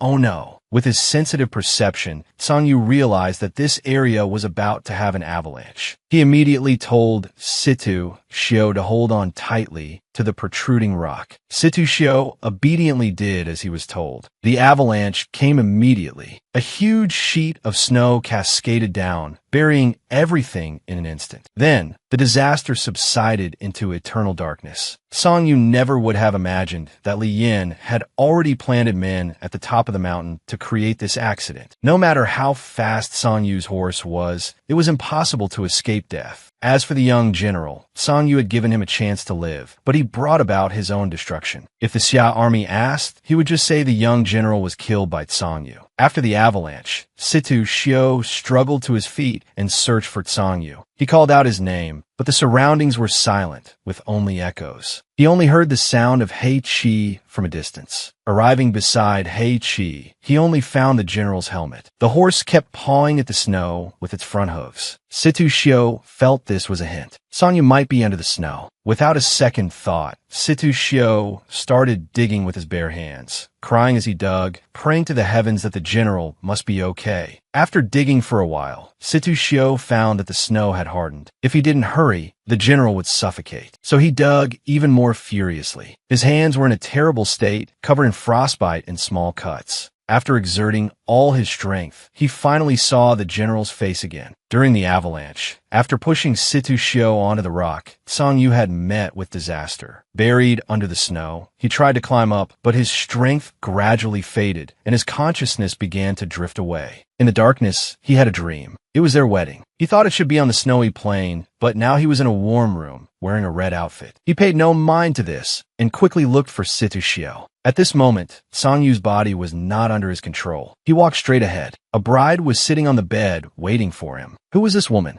The woman who appeared before his eyes was beautiful in her red makeup, her eyes shining brightly. She gently called him, "General, why does this woman look exactly like Situ Shio?" She opened her mouth to speak, but her voice was so gentle that he didn't recognize it. "Sure," Song Yu blurted out, but was pulled back to reality by calls of General. Situ Shio was very curious. How did the general know his nickname? He was awakened by the voice of the real Situ Shio. So it was a dream. A very beautiful dream. He also discovered that Situ Shio's nickname was really Shioer. Situ Shio reached out to help the weak general up, but the general noticed something unusual. Situ Shio's hands were covered in redness, swelling, and frostbite. Each finger was thicker than a radish. Situ Shio explained, "This is because I was in a hurry to save you. That's why they became like this. They should recover later, right? They had become so ugly." Song-yu had never thought someone would make such a great sacrifice to save him. He tenderly lifted Situ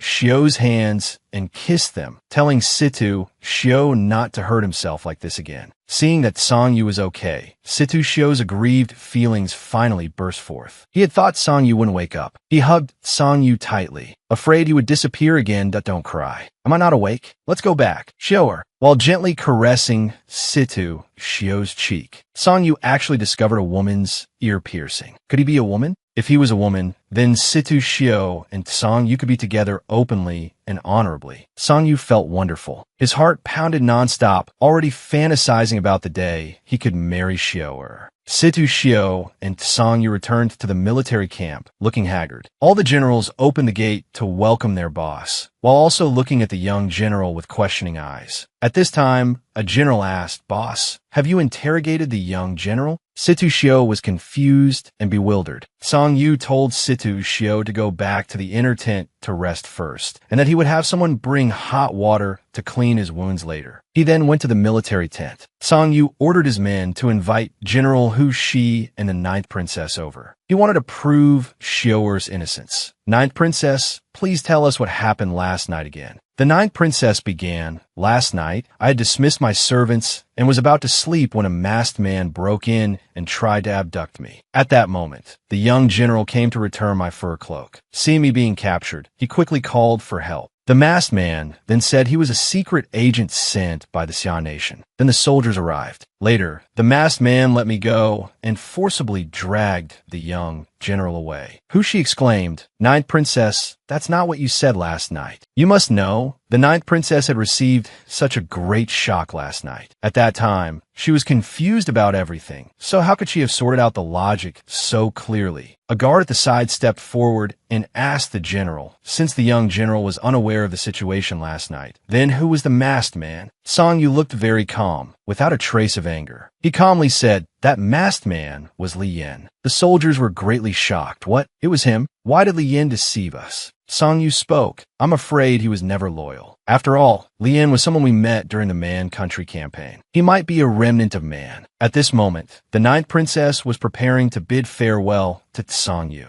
returning to Tiansha City. Seeing that little Jio was finally willing to go back, Hushi grabbed her hand and rushed out of the tent. "Thank the gods. Uncle will arrange for people to send you off immediately." Then a soldier realized, "Boss, so this young general is really a fake?" A mysterious smile appeared on Song-yu's face. That he's not just a fake, he might even be a woman. The 11 battle-hardened generals, who were single by their own merit, all widened their eyes, looking as if they had seen a ghost at a woman. Impossible. How can a woman go to the battlefield? The young general is always effeminate. That's true, but he has no chest. Anyway, I don't believe it, unless we take a peek while he's bathing. Good idea. Let's go peek together later. The idea of peeking shocked Song-yu, and also tipped over his jar of vinegar. 11 soldiers wanted a peek at Shioer bathing? Put away those dirty thoughts, or you'll have to do 1,000 backflips. However, whether Shioer was a man or a woman, peeking at his bath was indeed a good method. But if Shioer was a girl, wouldn't that make Song-yu a scoundrel? At this moment, the Ninth Princess stormed in, muttering, "Uncle is really something else. He dragged me away before I could even finish talking to Brother Yu." "Brother Yu?" Song-yu spoke, "You go." Half an hour later, she finally understood what Song-yu meant by "you go." It was truly unbelievable. Song-yu actually had the Ninth Princess come to peek at the young general bathing. He even suspected that the young general was actually a woman and told the Ninth Princess to remember to look at the important part. A dignified princess was forced to do such a vulgar thing. But maybe the young general of Xia was really a woman. The princess stealthily entered Situ Shio's room. The young general was indeed bathing. Hearing a sound behind him, he turned to look. The Ninth Princess saw that the upper body didn't look like a woman's. So, the important part below, her gaze drifted. It was an animal the Ninth Princess had never seen before. The unmarried ninth princess ran out shyly. This was a scene she had never witnessed. At this moment, Situ Shio, with his eyes closed, casually asked his brother, who came? His brother was also embarrassed. The person the ninth princess saw was the real young general, Situ Jian, who had just come to find his sister. The ninth princess seemed to have mistaken Situ Jian for Situ Shio. It was all Situ Jian's fault for being mischievous. He insisted on messing with the general's horse, Hushi, and not only got covered in mud from being thrown off, but also sneaked over to steal his sister's hot water. Situ Shio was drowsy and fell asleep, so he let Situ Jian do as he pleased. Situ Shio spoke these words with perfect clarity. Her brother was extremely curious about who had cured his sister's stutter. His sister told him it was the general. Her brother couldn't help but sigh. Having a god of war as a brother-in-law is indeed not bad. What are you talking about? You're not allowed to say that word. Her brother playfully asked, which word? Speaking of which, ever since the attack, the ninth princess had been clamoring to return to Tiansha City. Situ Jian wanted to go with her.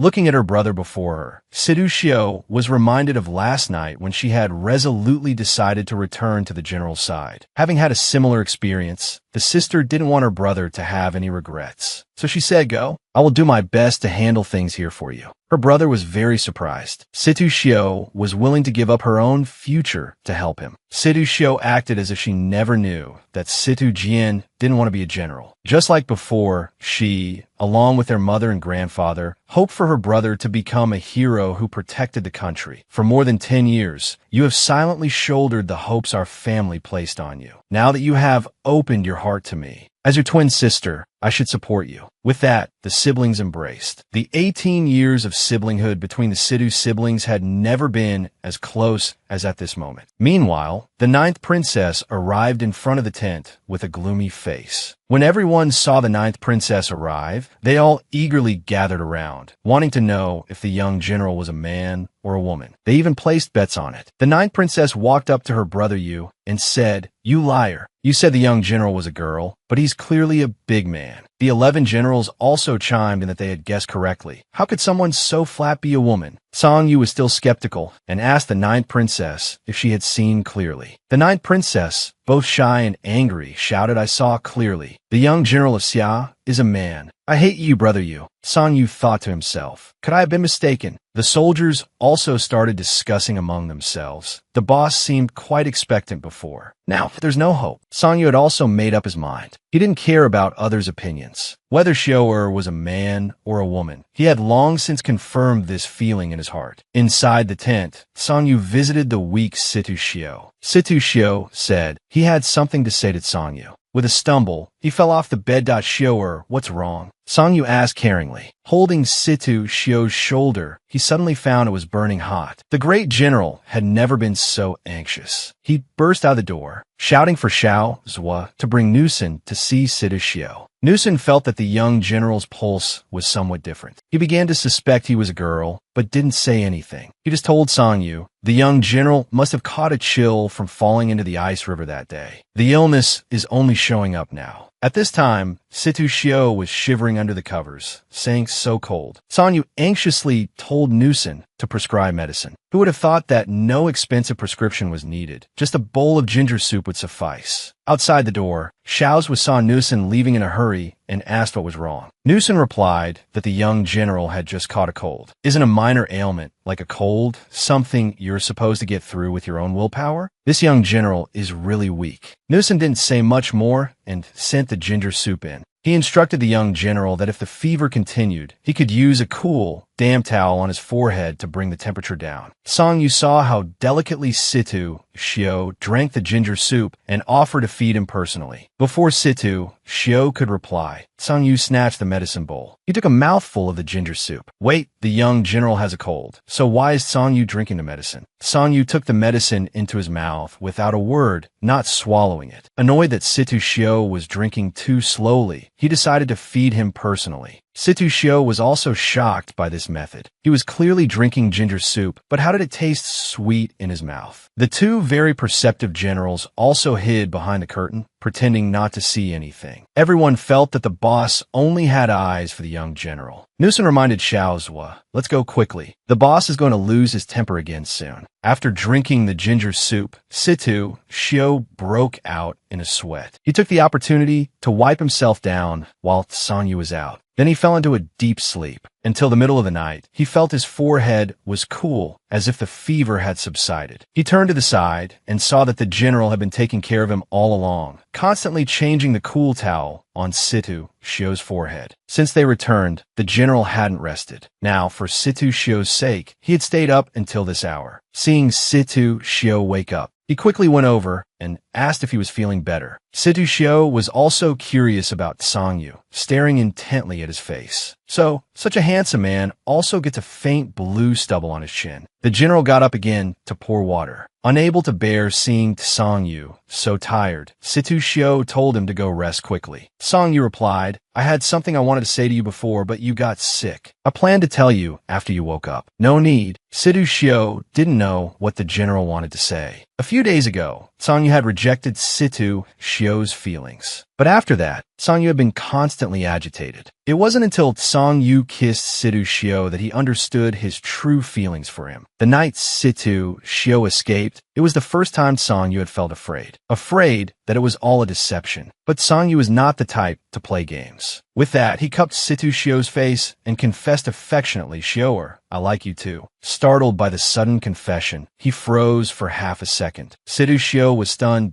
"Good general, I think I'm hearing things. I probably still have a fever." This left Song Yu speechless. He snatched the water cup away and confessed loudly, "You listen to me, kid. I said I like you." This time it was real. Situ Shio heard it clearly. The general really liked him. Situ Shio's heart blossomed with joy, feeling as if the whole world had lit up. He threw himself into the general's arms. Only then did Song Yu reveal a satisfied smile. In the midst of this tender moment, Song Yu said something that spoiled the mood. "What?" Song Yu still thought Situ Shio was a man. This was a huge misunderstanding. A man had just confessed to another man. Situ Shio quickly explained, "I've said it many times. I'm a woman." Song Yu, the straightforward man, still didn't believe it, thinking it was his fantasy. But Song Yu, in a nonsensical way, fulfilled Situ Shio's fantasy that I understand. "If you want to be a woman, I will dote on you as my wife." The general seemed to be heading in a strange direction. Song Yu ignored all that and was about to take off the necklace from his chest. Men of the Sha nation all wear necklaces, and then they bestow it upon the love of their life. This necklace, he had seen it before when he was pulling out an arrow for the general. To spend a lifetime with Song Yu, Situ Shio thought of the hopes of his mother and grandmother. One must know that Song Yu was a general of an enemy nation. Could Situ Shio still accept this heavy love? Situ Shio couldn't accept it. Although Shioer was not the real young general, he was still a person from the Xia nation. He wanted to spend his life with the general, but he didn't know what to do. Seeing Situ Shio's hesitation, Song Yu made a momentous decision. He would resign from his position as general and follow Situ Shio back to the Xia nation. In the Xia nation, everyone respectfully addressed Song Yu as the prime minister's eldest son, but he was not. His adoptive father never hid this from Song Yu, but they rarely communicated. Song Yu went on campaigns with the army at the age of 14. For the past 8 years, he had fought for the Xia nation. The glory and wealth of the god of war were all given to his adoptive father to repay his kindness. Situ Shio was moved to tears. The general was willing to go to the Xia nation for him. "To sacrifice so much for me." Song Yu took out the necklace, wanted to give it to Situ Shio. "Are you willing to accept it now?" Situ Shio decided to ask for it on the day they could spend their lives together. Song Yu had a compromise, tucked Situ Shio in, and told him to sleep a little longer. Situ Shio reminded Song Yu that he should also rest early, as he looked very tired. Song Yu gently acknowledged, then turned, took off his clothes, and lay down beside Situ Shio, wrapping his arms around him. Was the general going to hold him to sleep? Didn't the general say before that he liked women with 2 mountains on their chest? Now that I think about it, a plain is better. Look, those 2 snow mountains collapsed yesterday. The general's breath was ticklish by his ear. His strong arm, the fingers that occasionally brushed against his cheek, gently played with Situ Shio's hair. Situ Shio wished they could stay like this forever. If only there were no wars. Unless the monarch had no ambition and no intention of waging war. But this was something neither Song Yu nor Situ Shio could control: sleep. That night, Situ Shio's heart was full of sweetness. He suddenly remembered why he had never been married. It turned out that heaven had saved his soulmate for this moment. But his soulmate situation was a bit dire at the moment. Faced with the unintentional temptation of his beloved, with his smooth, soft, and tender skin fully exposed, what normal man could sleep? Sure, this heartless little thing. Helen Jiu was to return to Tiansha City today. She had come to the snowy plain with the intention of pursuing Song Yu.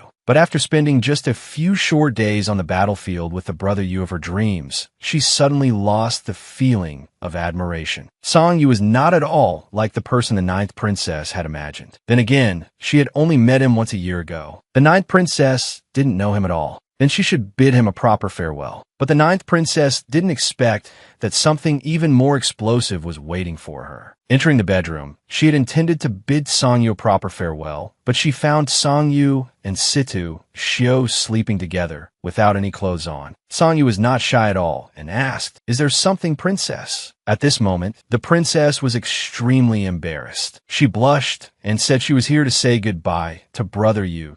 I will be returning to Tiansha City immediately. I won't trouble you anymore. Goodbye. After saying this at lightning speed, she quickly fled the scene of major social death. Only after getting out did she realize that the brother Yu of her dreams liked men. No wonder he was so ambiguous with the young general. Before she could recover from the shock, she bumped into her uncle. Her uncle had prepared an escort for little Jiu, which was now waiting outside the camp. Hushi had a royal decree to attend to, so he couldn't see the ninth princess off. Seeing her uncle's anxious expression, she didn't know what he wanted to find Song Yu for. Immediately after, Hushi led a group of men to Song Yu's residence, pulled open the tent flap, and barged in. "When will you hand over the young general of Xia for me to take back to Tiansha City?" "But the young general is a fake." "What's the use of taking him back? Even if he's a fake, he's still connected to the Xia army. He should be taken back for his majesty to deal with." At this moment, Xiaozhua came to report, "Boss, Bayou Pass has dispatched troops." The dispatch of troops was so sudden. Song Yu sensed that something was not right. It must be that Li Yan. He must be the one pulling the strings. Situ Shio also came over upon hearing the news. "Did you hear about the troop dispatch?" Seeing the figure of the fake young general, her uncle immediately signaled his men to seize him. Seeing his beloved being captured, Song Yu was enraged. Hushi, what is the meaning of this? "General Song, you have no intention of handing him over to me. As a royal noble, I don't need your permission to take away an enemy. Take him away." Situ Shio panicked. This was a road of no return. Song Yu also understood this. Taking Situ Shio away was a certain path to death. But a general at the side reminded Song Yu that the battle was urgent. Song Yu then ordered them to go out and assemble the troops first. After all the guards had left, Song Yu was no longer polite to Hushi.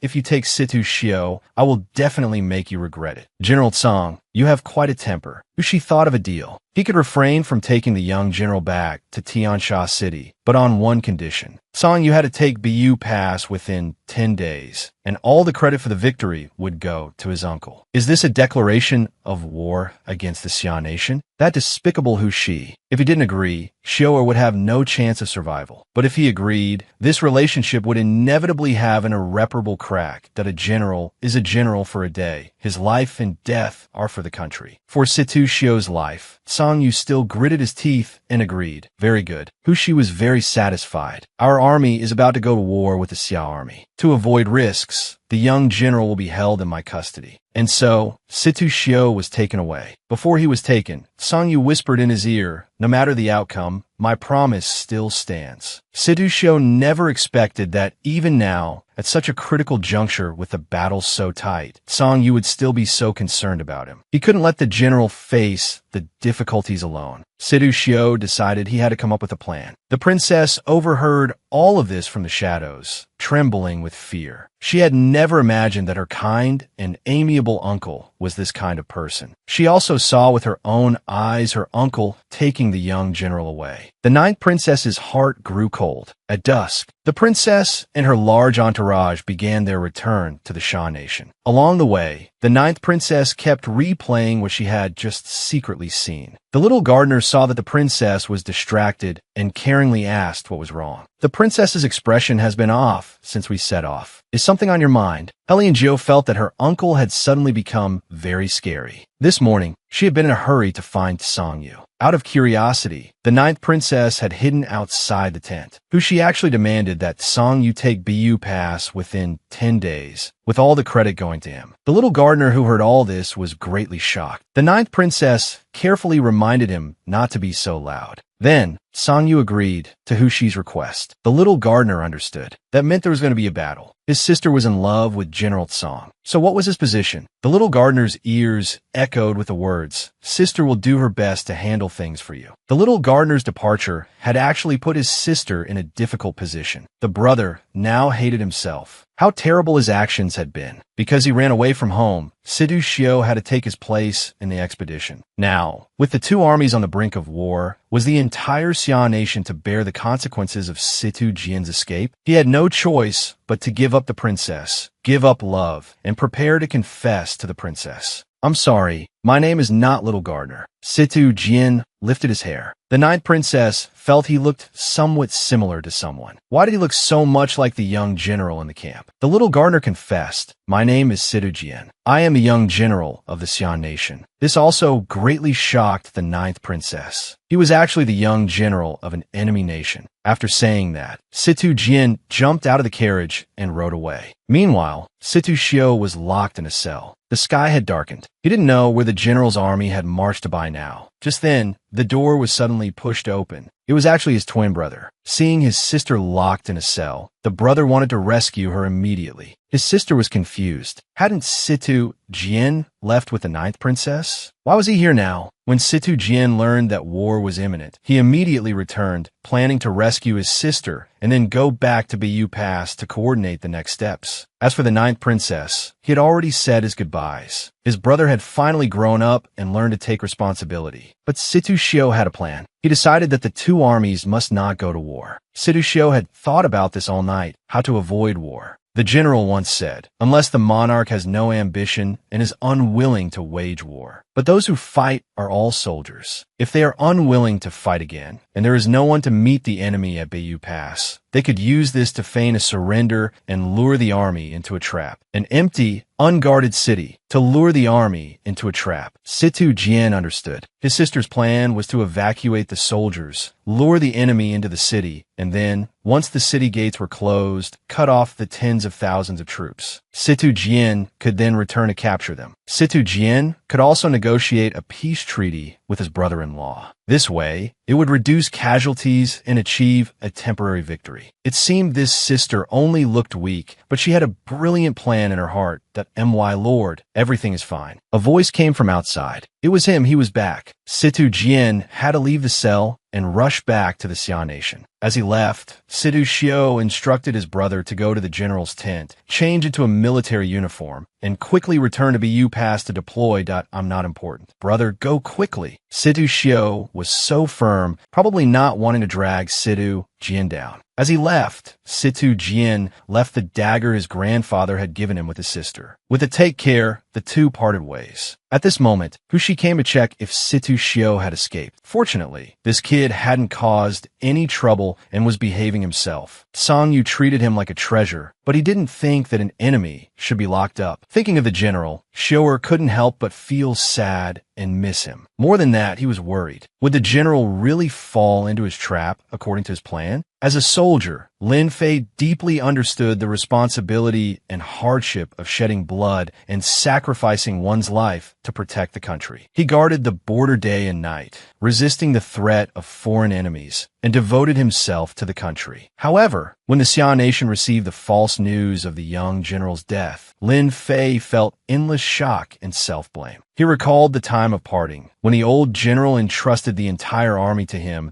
and instructed him not to let the young general go into battle unless absolutely necessary, and to protect this young general at all costs. However, now Lin Fei found that he had failed to uphold the old general's trust and had missed the opportunity to protect the young general. His heart was filled with guilt and regret, wanting to cry but having no tears. Just as he was in sorrow and helplessness, a figure suddenly appeared before him. A young man in silver armor, riding a fine horse, appeared in front of him. Like a youth of golden sword and iron horse, with silver armor like flying frost, he looked so similar to the deceased young general. Lin Fei couldn't help but think he was hallucinating. He thought the person before him was the ghost of the young general, come to tell him that the young general had found peace in another world. But he never expected that this person was the real young general, Situ Jian. Situ Jian came galloping on his horse, as fast as a leopard, finally arriving in front of the army. The generals and soldiers were shocked. They followed the young general's command and quickly retreated back to Bayou Pass to redeploy and re-strategize. The young general stood before everyone. It was all as incredible as a dream, hard to believe. Seeing the young general safe and sound, Lin Fei was overjoyed with tears in his eyes. He was grateful to heaven, his heart filled with immense joy. Because the young general was still alive, they still had a chance to fight together. Lin Fei quickly told the young general about the false report from the spies, saying that they had almost decided to commit suicide by the sword. However, the young general didn't pay much attention to this. He simply ordered the soldiers to retreat to the past city, and then displayed an unprecedented majesty and aura. The young general announced loudly, "The army, listen to my command. We retreat to Bayou Pass." The soldiers quickly carried out the order, not daring to delay in the slightest. Lin Fei noticed that the young general was completely different from before. He was no longer weak, and his voice had become deeper and more powerful. This made Lin Fei feel incredibly relieved and gratified, because the young general had grown and was capable of facing the current situation. Meanwhile, Song Yu of the Xia Nation also received intelligence that the Xia Nation had suddenly retreated to Bayou Pass. He found it very incredible. Song Yu understood that the Xia Nation must be up to some trick, but he didn't know the specific plan. Although he knew that Shioer was still in Hushi's hands, and if he couldn't complete the mission within 10 days, his life would be in danger. But Song Yu still decided to continue forward and attack Bayou Pass directly. He was suspicious of the Xia Nation's intentions, but was unwilling to let anything stop him from completing his mission. On the other side, Li Yin received a secret letter. He already knew that the young general was still alive,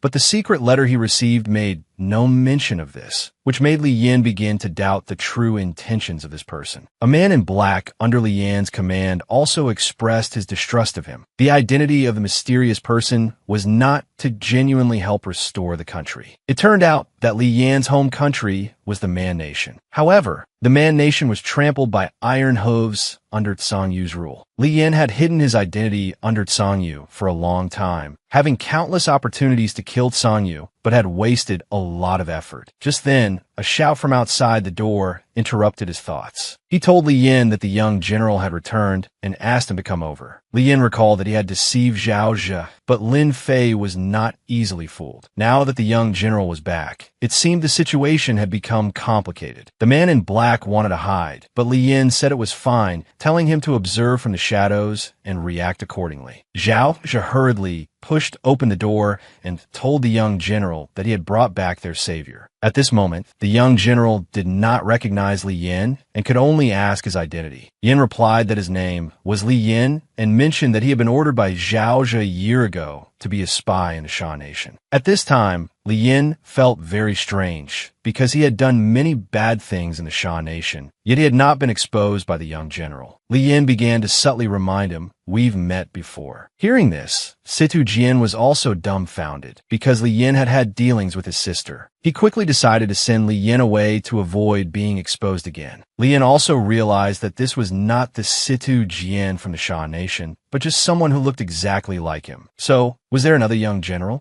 And what had happened in the Xia Nation? Time was tight. The young general discussed the plan with Lin Fei and Zhao Zhe. In order not to harm a single soldier, he decided to evacuate the soldiers outside the pass, wait for the Shah army to arrive, and then close the city gates and capture the general. Li Yin understood the young general's plan and began to draw a map of Bayou Pass, marking the locations where explosives needed to be buried. The young general's strategy could ensure that his own troops were not harmed, but at the same time, it could not inflict significant losses on the Shah army, thus achieving a win-win goal. But Li Yin knew the young general's plan. This time, he would make sure that Song Yu would not return. He began to draw a map of Bayou Pass. Li Yin also drew 2 copies of the map, giving one to the man in black and telling him to complete this task. After that, Li Yin hurriedly left to find the person who had promised to help restore his country, Hushi of the Shah royal family. In the cage, Situ Shio sat in a dark corner. Her face was filled with anxiety and worry. The iron bars of the cage held her tightly captive. Her face was pale and gaunt. The skin on her face had lost its vitality, taking on a deathly pale color. Her eyes were sunken in their sockets, devoid of their former radiance. In its place were exhaustion and fatigue. Her lips were chapped, as if she had lost her voice in despair. She muttered to herself, "Is there still time for all this? It has been 2 days since my brother left." The general also said that the cages of all nations are cast for bronze. But iron is harder, so it should be able to cut through this bronze lock. Suddenly, the girl's eyes sparkled with a hopeful light, shining like stars. Those crystal-clear eyes revealed a determined and eager emotion. It was the general's words that had awakened her. She took out the knife her brother had left for her and cut through the iron chain with no effort at all. The general did not deceive me. Just at this critical moment, Situ Shio heard someone outside say that the young general of the Xia kingdom had returned to Bayou Pass the day before. It sounded like Li Yan's voice. Li Yan had come to find Hushi to deliver a message. Hushi couldn't believe it. He had clearly imprisoned the young general in the cage. Unless the one who returned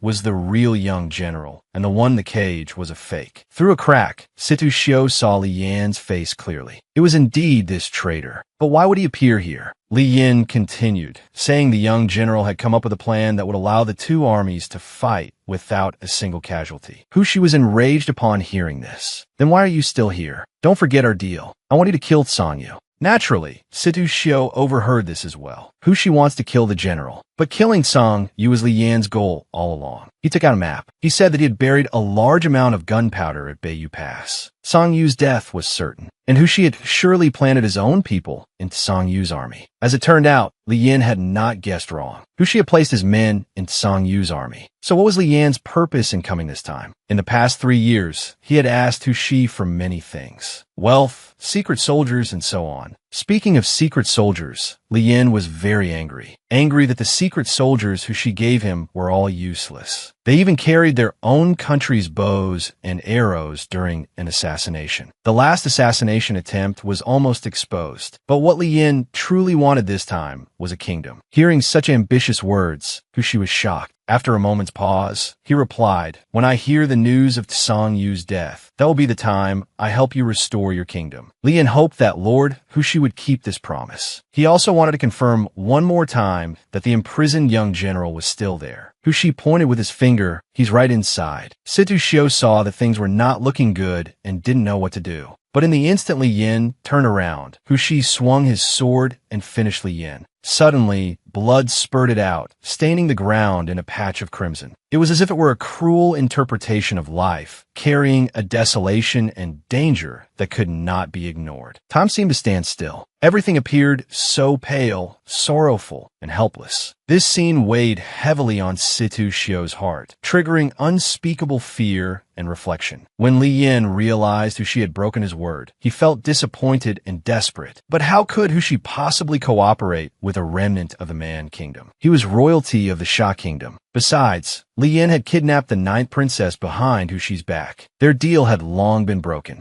Li Yan had long known that Hushi was not a trustworthy person, but he had not expected him to act so quickly. To bargain with a tiger, how could there be any benefit? Li Yan was truly unwilling to accept this. Li Yan thought of his motherland. He had once sworn to avenge it and restore it to its former glory, but he never escaped the fate of dying at the hands of a Shah Kingdom man. To die because of hatred. After Li Yan's death, Hushi remembered something more important. Their entire conversation had been overheard by that young general. Since Song Yu wasn't coming back anyway, he might as well get rid of this fake fake young general too. Saying this, he rushed into the cell with his sword. Outside Bayou Pass, in a world of ice and snow, a large number of cavalry troops halted their advance, forming a spectacular army formation. Everyone looked on in confusion at this sudden stop, not understanding why they had stopped in this desolate place. Sanyu also felt something was wrong. A bad premonition welled up in his heart. He felt that something might have happened to Shioer at home. Shioer was his most important family member. Their spiritual bond was inseparable. This premonition made him increasingly anxious and tense. Hushi's single sword thrust into the cage. The close-up scene was heart-wrenching. The cage was empty. Only the severed chain lay quietly on the ground, as if telling a story of escape. The cold wind blew, sweeping through everyone's heart, bringing with it meaning and unease. However, what was even more surprising was that a large hole had appeared at the back of the cage, connecting the inside and outside, leaving people bewildered. "Men, he has escaped," Hushi shouted loudly. His voice stirred a sense of urgency. On his command, someone immediately rushed to guard the camp gate, not giving Situ Shio a chance to escape. Hushi's shouts vibrated through the entire scene like thunder, inspiring everyone's fighting spirit and determination. This was a life-or-death chase. Everyone gave their all, vowing to capture the fleeing Situ Shio. Hushi led the pursuit team out to search for Situ Shio's figure. Everyone once thought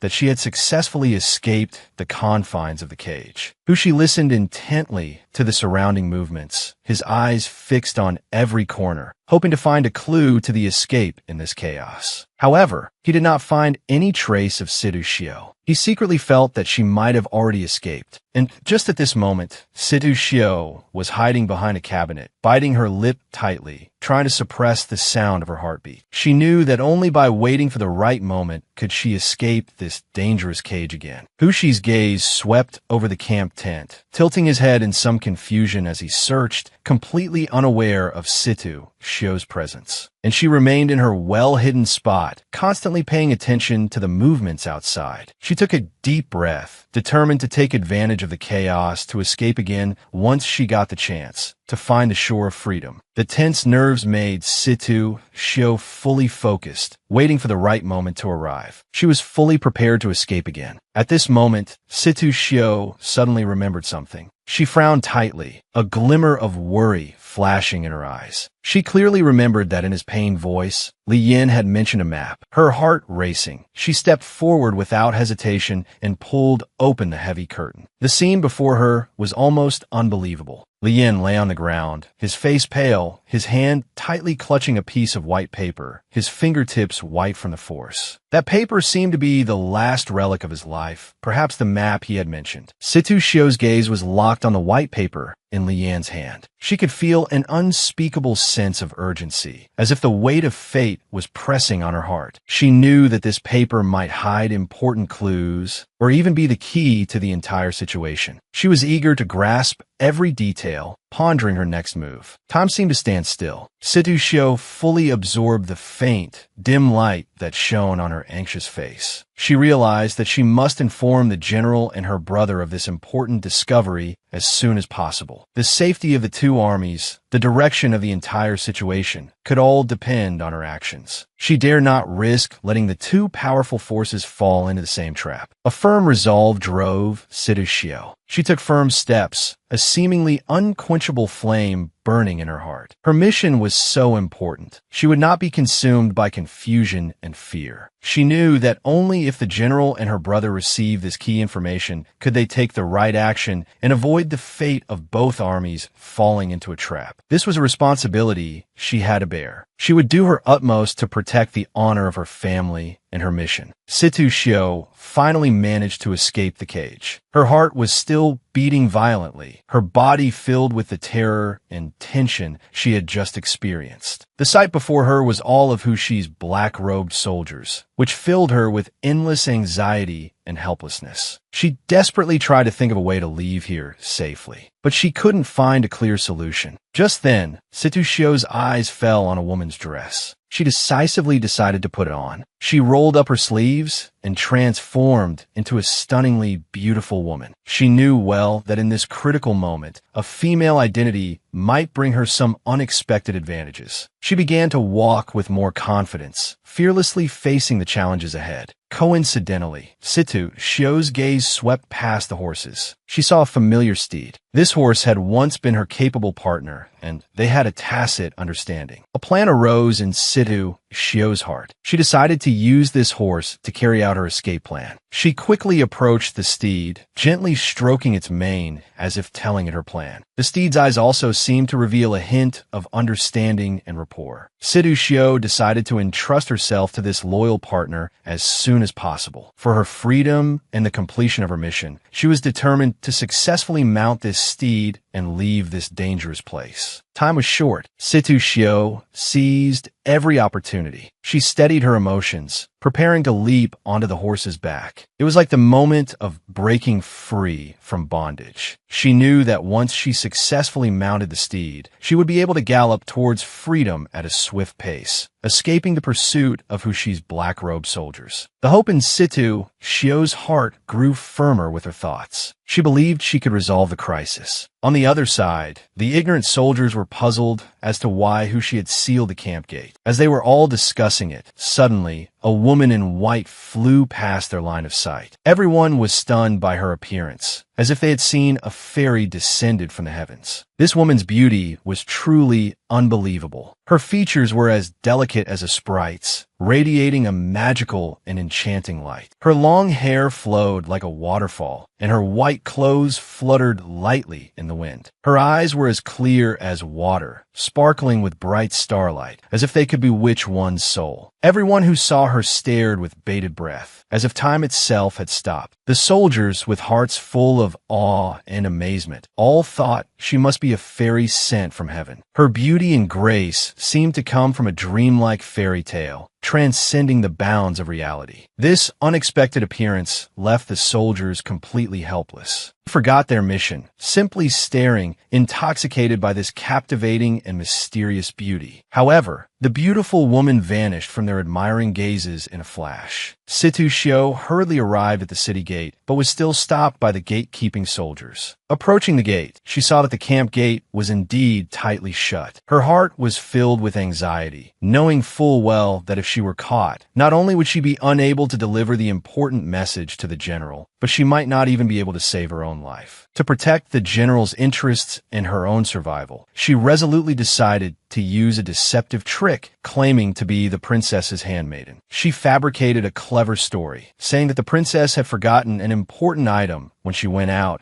and had personally instructed her to come back and retrieve it. This lie was the last hope she placed her life and safety on, hoping this lie would deceive the soldiers' eyes and make them believe her identity. Situ Shio put on an anxious and impatient look. Her voice choked as she explained the urgency and importance of her visit. She also said that if they didn't let her through, the princess would get angry. Taking a few deep breaths, she looked at the soldier, hoping he would believe her lie. The soldier frowned, his eyes revealing hesitation and suspicion. But finally, under her anxious gaze, the soldier relaxed his blocking gesture and let her pass. Situ Shio breathed a sigh of relief, secretly congratulating herself. She was deeply grateful for her own wit and intelligence, because it had saved her life and given her the chance to continue her mission to deliver the important message to the general. So she quickly passed through the city gate, determined to press on. In the room, it took Hushi a long while to react. He frowned with slight confusion, pondering more and more deeply the oddities of this matter. Even the map in Li Yan's hand had vanished, which further strengthened his suspicions. After a moment of thought, he suddenly heard a subordinate rush in to report. All the military tents had been thoroughly searched, but the missing person could not be found. This news deepened Hushi's doubts. He couldn't understand how the kid had simply vanished into thin air. A sense of unease arose in his heart. Hushi couldn't help but turn to his subordinate and ask sternly, "Did you interrogate the soldiers remaining in the camp one by one? Did you not find anyone suspicious?" The subordinate respectfully replied that they had already interrogated them carefully, but had not found any clues related to the young general. Hushi furrowed his brow, falling into deeper suspicion. A possible clue suddenly flashed in his mind. He remembered that the camp gate was the only way to escape. He quickly asked his subordinate if anyone had seen any suspicious movements. The subordinate replied with a slightly heavy tone, "An hour ago, the 9th princess's handmaiden left the camp on horseback." Hushi's eyes narrowed. The suspicion in his heart became more certain. He let out a low growl, his face showing a look of anger. He hatefully slapped his subordinate's cheek, scolding, "You actually let him escape disguised as a woman." At this moment, Hushi's heart was filled with disappointment and resolve. He knew it was too late to send people to chase after her. Miss Situ had already gone far in this short time, transforming into a figure as swift as the wind and lightning. Her figure grew smaller in the distance, eventually disappearing into the dust far away, with no sign of turning back. The flowers fluttered down, covering the horse's tracks and also blocking the pursuer's steps. In the vast sea of white snow, Miss Situ rode her horse and quickly disappeared, bidding a final farewell to the pursuers behind her. The purity and coldness of the snowflakes seemed to open an invisible path for her, allowing her to gallop freely in the world of ice and snow, no longer subject to any interference. Song Yu commanded the battle, attacking Bayou Pass. He set up red, blue, purple, and yellow military flags to represent different commands. The soldiers completed their deployment according to orders and were about to launch an offensive. A scout from the front reported that the city gates were wide open, with no one to meet the attack. This situation made Song Yu uneasy, thinking it was an enemy trap. Song Yu, along with 3 brave generals, would embark on the campaign. Xiao's was stood frozen on the spot, almost unable to believe what he was seeing. The general had personally decided to go to the front line. Just at this moment, Xiao's caught a glimpse of a figure on the wall. A person appeared on the city wall. He bore a striking resemblance to Situ Shio. He claimed to be the young general, Situ Shio's younger brother. He stated that he had no intention of fighting and had used the empty fort strategy to avoid war. The young general's words made Song Yu understand Situ Shio's true identity. He also knew that the designer of this strategy was likely Situ Shio. This strategy was in line with Song Yu's wishes, as it could both reduce the casualties of the 2 armies and protect Shio. So he decided to surrender to the Xia kingdom. Hearing Song Yu's decision, the young general's heart was filled with a certain emotion. He finally understood that this man before him truly loved his sister. He had thought it would take a lot of persuasion to convince Song Yu, but he hadn't expected everything to go so smoothly. The young general looked deeply at Song Yu. His eyes sparkled with admiration and gratitude. Suddenly, a deafening cannon blast shattered the quiet sky. It pulled Song Yu back from his thoughts to reality. He instantly became alert. At the same time, soldiers rushed in panic to report to Song Yu, informing him that it was a gunpowder explosion accident. Song Yu's naturally suspicious nature made him almost immediately suspect Situ Jian, seeing him as the mastermind behind this incident. Song Yu gave an order, commanding the soldiers to immediately annihilate the Xia kingdom and launch an attack on Bayou Pass. Anger and suspicion intertwined in his heart. He declared with a stern voice and expression that the people of the Xia kingdom were treacherous, and he had to take action to protect his country's interests. Song Yu stared at Situ Jian, his cold gaze revealing a deep contempt for him. Situ Jian, your despicable methods are truly nauseating. It contained anger and ridicule for Situ Jian's betrayal and insidious actions. Who exactly placed the gunpowder was truly a mystery. Situ Jian looked at Song Yu with a puzzled expression. He stood frozen on the spot, completely unable to understand why there would be gunpowder at this pass. He nervously explained that everything had been going very smoothly just now, with absolutely no warning signs. At this moment, Zhao Zhi appeared on the scene. He anxiously shouted, "Protect the young general." On the other side, Situ Shio, dressed in a snow-white magnificent outfit, was riding towards Bayou Pass. She was preparing to stop the conflict and reveal the truth. Song Yu pointed his spear at Situ Jian, determined to make an example of him to warn others. Situ Jian, not to be outdone, blocked the fatal blow and kept explaining his ignorance about the gunpowder in the pass. Song Yu sneered. "There's gunpowder in the pass. Isn't that the most advantageous thing for your Xia kingdom? And you still say you don't know. This is simply unbelievable." His attacks became more ferocious, mercilessly hacking at Situ Jian. Situ Jian noticed that the enemy was about to break through the city gate. In his desperation, he could only order the guards to urgently close the gate. At the same time,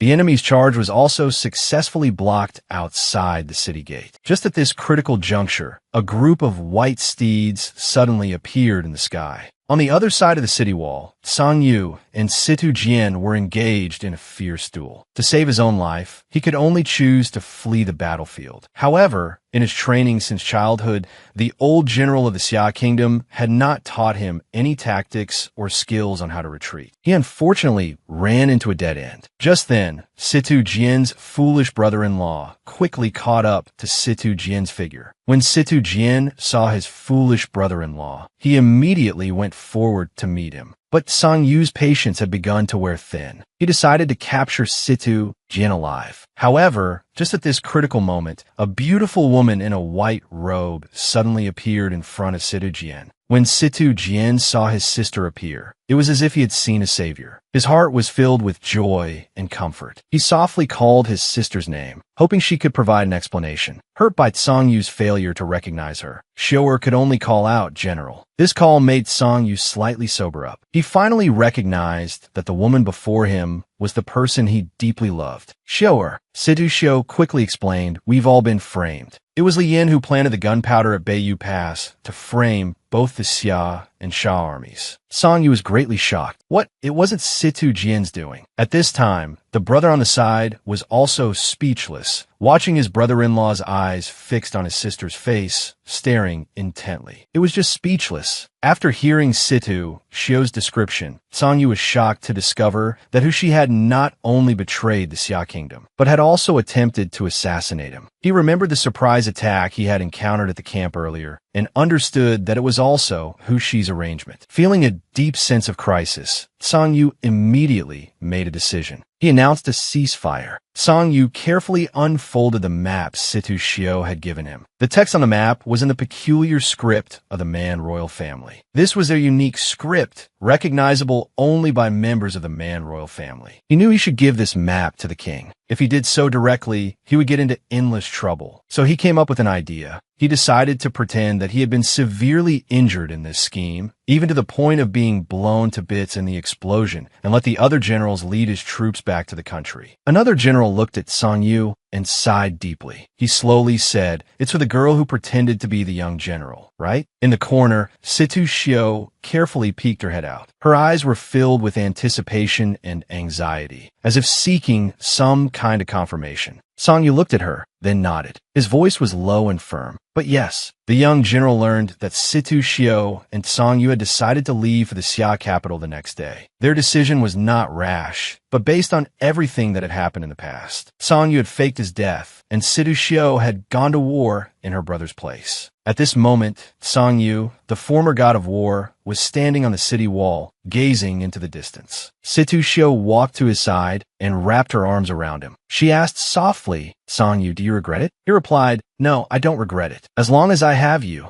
I have no regrets." As evening fell, Situ Jian quietly came to the place where Situ Shio and Song Yu were hiding. He saw Song Yu, this former god of war, now sleeping peacefully on the bed. The general seems very tired. He lay down as soon as he entered the room. Situ Jian sensed the tenderness in his sister's eyes. His thoughts raced. Suddenly, an unbelievable thought rushed into his mind. His face instantly turned pale with shock. He asked nervously, "Wait a minute. Don't tell me you and brother-in-law have already. Has he done with you what husbands and wives do?" Situ Shio was startled by her brother's question. She was shocked, her face turning red as she looked at her brother and asked in confusion, "What do husbands and wives do?" Situ Jian silently pondered, his fingers unconsciously gesturing in the air, looking troubled. He wanted to explain, but couldn't find the right words. Situ Jian struggled with embarrassment and confusion. Just then, Deputy General Lin's shout suddenly came from outside the door. "Young General, the celebration wine is still waiting for you." This voice was as light as a willow catkin. It was like a sharp sword of rescue. Hearing this, Situ Jian felt as if he saw a glimmer of escape. He nimbly jumped out the window. After Situ Jian left, she opened the oiled paper. What appeared before her was a whole, complete roasted lamb leg. For a moment, she really didn't know how to start eating it. Just then, Song Yu sat up from the bed. He took a small knife from his side. He skillfully cut a slice of roasted lamb and handed it to Situ Shio. The rich aroma of the meat and the perfect cooking made her exclaim in admiration, "Delicious. Thank you, General." Song Yu looked at Situ Shio, a warmth rising in his heart. He found his Situ Shio to be extremely adorable. Song Yu sat there without eating the lamb leg, just staring at Situ Shio. An impulse surged within him.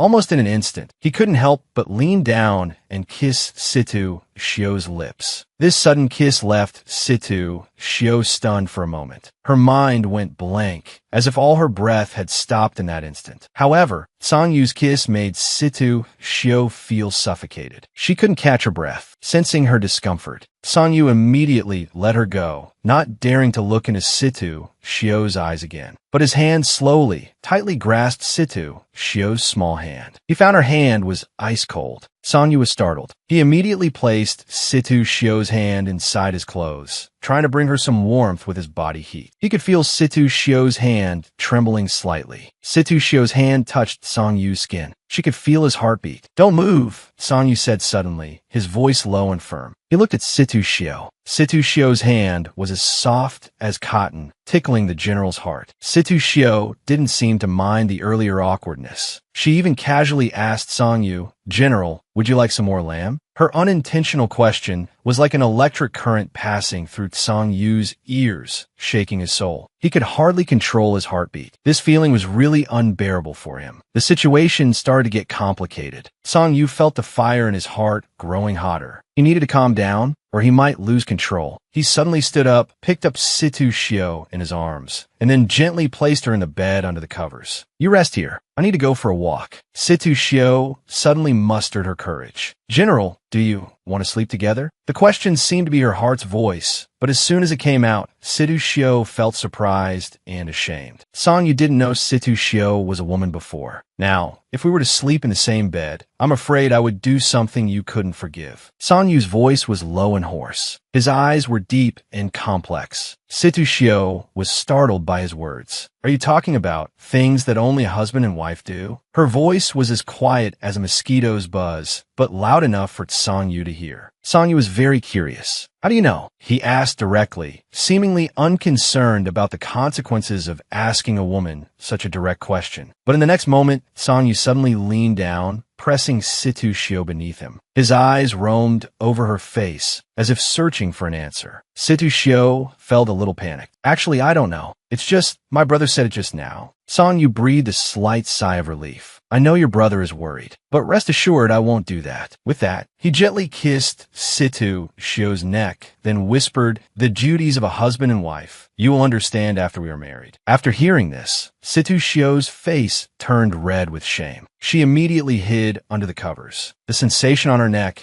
made her feel so itchy. This made her decide never to ask such questions again. After a while, Situ Shio noticed that Song Yu was preparing to go out. This made her suspicious. "Is the general hiding something from me?" Song Yu saw Situ Shio's doubt. "Actually, Nua's son left me a message before he left. He said he would wait for me tonight on the snowy mountain on the way back to the Sha Kingdom. He has something important to say." Nuasan knows about Song Yu's birth. Situ Shio decided to go with Song Yu. That night, the bright moon hung in the sky like jade, illuminating the vast snowy mountain. Situ Shio's heart was filled with a faint unease. Song Yu and Situ Shio crossed stretches of icy snow and arrived at the place Nuasan had appointed. However, they could not see Nuasan's figure. His intuition told him there was a strong killing intent around. This killing intent was not from his subordinate Nua senator. He shouted loudly, "Who's there?" Like a stone thrown into a calm lake. His voice echoed in the silent snowy mountain. The next moment, Hushi walked out from the darkness with a group of people. Song Yu's subordinate had yielded under Hushi's vicious threats. He told Hushi everything he knew. Faced with this sudden crisis, there was not a trace of fear in Song Yu's heart. He immediately held Situ Shio tightly, but he himself was seriously injured. Reality pierced through him. Blood immediately stained the snow red. However, he showed no expression of pain. He just held Situ Shio tightly, not let her get hurt in any way. His eyes only showed determination, only the will to protect Situ Shio. Hushi watched as Tsang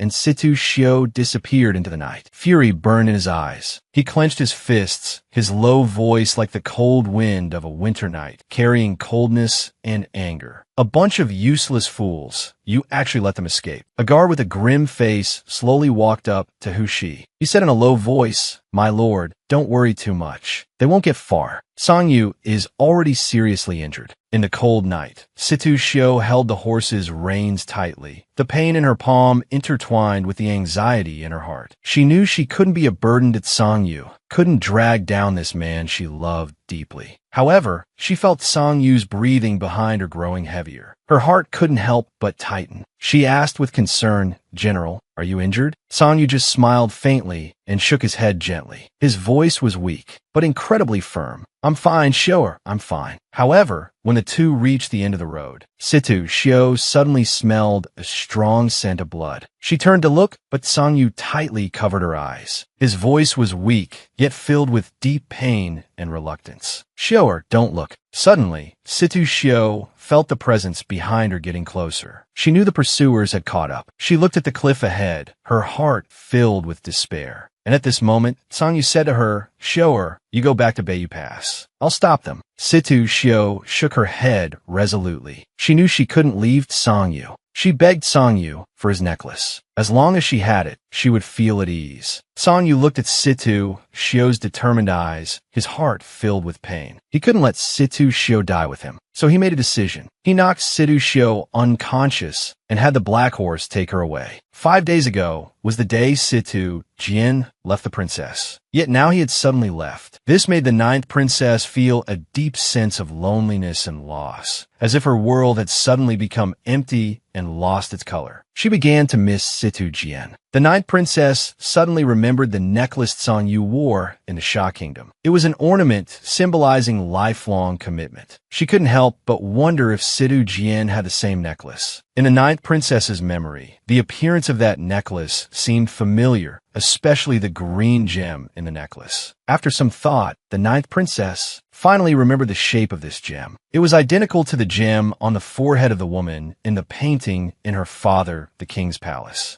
This thought filled the ninth princess's heart with doubt. She decided to go find Sangyu and ask for clarification. She immediately ordered the guards to stop the carriage, then commanded them to turn the carriage around and return to the camp. On the other battlefield, Sangyu was seriously injured. With a command from Hushi, the soldiers, like enraged beasts, all charged towards Sangyu. Sangyu knew well that he could no longer achieve victory by fighting head-on. He had to change his strategy and come up with a plan. He decided to use Hushi's confidence and pride to lure him out of his protective circle for a one-on-one duel. Hushi stared intently at Sangyu, noticing that although Sangyu had been poisoned, he had not yet died from it. This made him feel that something was not right. Hushi thought Sangyu was just putting up a brave front. He decided to grant Sangyu's wish. He waved his hand to the sides, ordering everyone to retreat, leaving only him and Sangyu. On the vast battlefield, the two began a fierce fight. His breathing was rapid, and large drops of sweat dripped from his forehead. Hushi saw this, and a triumphant smile curved his lips. He knew Sangyu couldn't last much longer. Sangyu's back had already been pierced by arrows several times, and blood had soaked through his battle robe. Sangyu's strategy did not work as he had wished. Hushi's strength was too great. Hushi did not hesitate at all. With a turn of his sword, he stabbed directly into Sangyu's chest. But before he died, Hushi revealed a shocking secret to Sangyu. Sangyu was the illegitimate son of the king and the daughter of a convicted official. The proof of Sangyu's identity was the green gem necklace he wore. He was brave and skilled in battle, and deeply loved by the people. The king's favoritism towards him was also well known. If he were to regain his status as a prince, the third prince of the Hushi family would not be able to inherit the throne. This was why Hushi wanted to kill Sangyu. With a push from Hushi, he lost his balance and fell off the cliff. In the moment of falling through the air, Sangyu's mind was filled with the image of Shio. He was heartbroken. He had not thought that he would never be able to return to Xiajing with Situ Shio to live that peaceful and stable life. Sangyu landed at the bottom of the cliff. Hushi did not know if he was already dead. He instructed his men to pull him up, preparing to check for himself. However, just at this moment, a guard ran over in a panic to report. A group of men and horses was rapidly approaching from the foot of the mountain. The leader of that group looked surprisingly like the ninth princess. This news surprised Hushi. He did not know why the ninth princess would appear at this time. Under Song Yu's arrangement, Situ Shio rode the black horse back to Beiyu Pass alone. Although Song Yu had promised to be with her through life and death, he knocked her out and sent her back after being seriously injured. The news of the Xia Kingdom's victory would take 7 days to reach the capital. At the gate of Beiyu Pass, Situ Jian found a haggard-looking Situ Shio. He immediately knew that Song Yu was in trouble. Situ Shio and Song Yu had encountered Hushi, who was trying to kill Song Yu on the snowy mountain. Although they fought fiercely, Hushi's sword caused Song Yu to lose a lot of blood. He insisted on sending Situ Shio back, and Situ Shio could only use her last bit of strength to ask her brother for help. Situ Jian, regardless of the distance between the snowy mountain and Beiyu Pass, led a large group of men to search for Song Yu, but found nothing. Jian could only return to wait for news. Situ Shio was afraid that Song Yu had been devoured by hungry wolves. The news of the Xia Kingdom's victory reached the capital. The god of war, Song Yu, had died in the battle at Beiyu Pass. The Qingming Emperor was overjoyed and wanted to summon Situ Jian back to the palace to be rewarded. This news shocked the old general.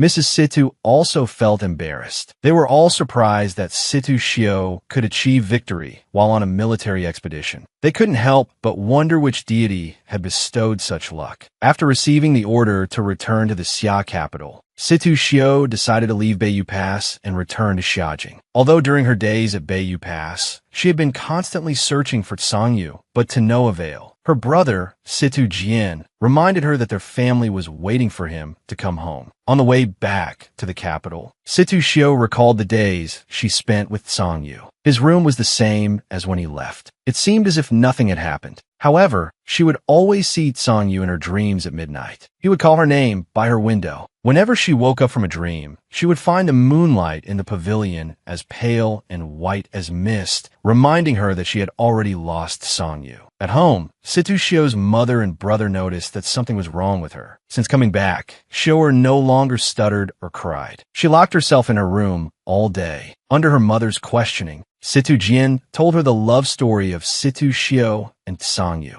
After hearing it, Shio's mother was very moved. She understood her daughter's pain because she herself had once lost a loved one. However, she believed that one should look forward. Perhaps the next one would be better. So, she decided to help her daughter choose a new partner, hoping she could quickly move on from her grief. On a cold night, Song Yu disappeared from the cliff face. Hushi sent people to look for him, but they found no clues. The ninth princess came to Hushi's camp in the middle of the night to ask about Song Yu's whereabouts, but she was rudely driven away by Hushi. The ninth princess met Nua's son at the foot of the snowy mountain. He told her that he was under the king's order to protect Song Yu. Nua's son discovered that although Song Yu was seriously injured, there was still a glimmer of hope for his life. He resolutely demanded immediate medical treatment. Hushi wanted to kill Song Yu for good and grabbed the ninth princess. Just then, the king appeared with his army and ordered Nua's son to immediately treat Song Yu. Afterward, the king began the trial of Hushi. Hushi was accused of treason. Although Hushi denied all accusations before his death, he was still executed. Nuasin successfully saved his life inside the camp tent. However, Song Yu's injuries were severe. They had to return to Tiansha City immediately for more in-depth treatment. This was also an opportunity to restore his identity. At this moment, Song Yu, after receiving medical treatment, had a sliver of consciousness. There was only one thought in his mouth and heart, his Shioer. The return of the great prince of Tiansha City, Lin Yu, due to serious injuries, sparked widespread attention both inside and outside the city. Under Nua Sen's treatment, after 2 months of recuperation, his injuries showed significant improvement. However, ever since discovering that Nua Sun was the king's man, Song Yu's attitude towards him had become increasingly cold. The heavy-hearted Song Yu expressed to the king his wish to leave Tiansha City and go to the Xia Kingdom. This news shocked the king. He couldn't believe that his own son would choose to leave Tiansha City. The king warned that if he insisted on leaving, it might provoke a war against the Xia kingdom. But this did not change Song Yu's determination. While deep in thought, the ninth princess and the third prince came to visit Song Yu. They proposed a suggestion. Song Yu could agree to the king's request to stay, but on the condition that Tiansha kingdom and the Xia kingdom must establish a marriage alliance. This way, even if the king wanted to go back on his word, he would have to consider the friendly relations between the two countries. After hearing this suggestion, Song Yu found the king and expressed his decision to stay, but with the attached condition that Tiansha kingdom and the Xia kingdom must form an alliance. The king was hesitant about this, but when he heard about the ninth princess's deep affection for the young general of the Xia kingdom, he was swayed. In the end, the king decided to summon the prime minister of the Xia kingdom, Song Duo, for a meeting to discuss the marriage alliance between the two countries. Since Song Yu could remember, the prime minister of the Xia kingdom, Song Duo, had cared for him like a father. However, things are unpredictable. When his father complained about his son's infatuation with a woman from the Xia kingdom, Song Duo came up with an idea. Let Song Yu serve as the head guard of the marriage procession. The Xia kingdom is small but prosperous. Song Duo thought this idea was feasible. The king finally agreed to the marriage alliance and entrusted Song Duo to handle it. Tiansha City was once again in an uproar because the legendary great prince Helian Yu would serve as the head guard of the marriage procession for the ninth princess and the young general of the Xia kingdom. Before leaving, the third prince gave Song Yu a grand gift. His own subordinates, Xiao Zhua and Suo, and reminded him to be careful in the Xia kingdom. Inside the general's manor, upon learning that the ninth princess of the Xia kingdom was to marry Situ Jian, the mother decided to hide it from Situ Jian and his sister Situ Shio, afraid they would have other ideas. On the day the marriage procession approached the capital, Situ Shio, along with other young ladies from noble families, saw the procession. She discovered the marriage alliance between the Xia and Xia kingdoms and realized her brother's dream had come true. She felt it was all like a dream, but at the same time, she was happy for her brother. At this time, Situ Shio noticed the young master leading the procession, his handsome face and demeanor. Every move he made was surprisingly similar to her general. Situ Shio was confused to see someone who looked like the general in the marriage procession, so she decided to go down and look for him. But in the bustling market, she couldn't find this person. Realizing that if this was the marriage procession, they would definitely go to the imperial city, she and her attendant hurried back to the manor. At the same time, her brother Situ Jian learned that he was to marry the ninth princess of the Xia kingdom. A smile appeared on his face that had never been seen before. They planned to meet at today's marriage banquet. The emperor specially set up a separate section for women, while the men were in another room. This arrangement meant that Situ Shio could not see the general, and Situ Jian could not see the ninth princess. They suddenly had an idea and decided to switch identities. On the other hand, Song Yu learned that the prime minister had already arranged for people to investigate Situ Shio's identity. He was worried that this would harm her and decided to pretend not to know her even if he ran into her. After the emperor offered a toast, the young general, on behalf of the emperor, handed the wine cup to Song Yu. He did not expect that this young general was actually Situ Shio. Situ Shio expressed how much she missed the general, but Song Yu, in order to protect her, chose to lie and say she had the wrong person. This unfamiliar attitude confused Situ Shio. The princes of the Xia kingdom had heard that the martial arts of the Xia kingdom were superb, so they proposed a competition. The emperor was very happy about this. But when Situ Shio heard the word competition, she felt fear because she was a girl and did not know martial arts. However, her grandfather thought it was a good opportunity to win glory for the country, so he agreed to the proposal. Song Yu could only follow the arrangement. He knew that Situ Shio might lose in the competition.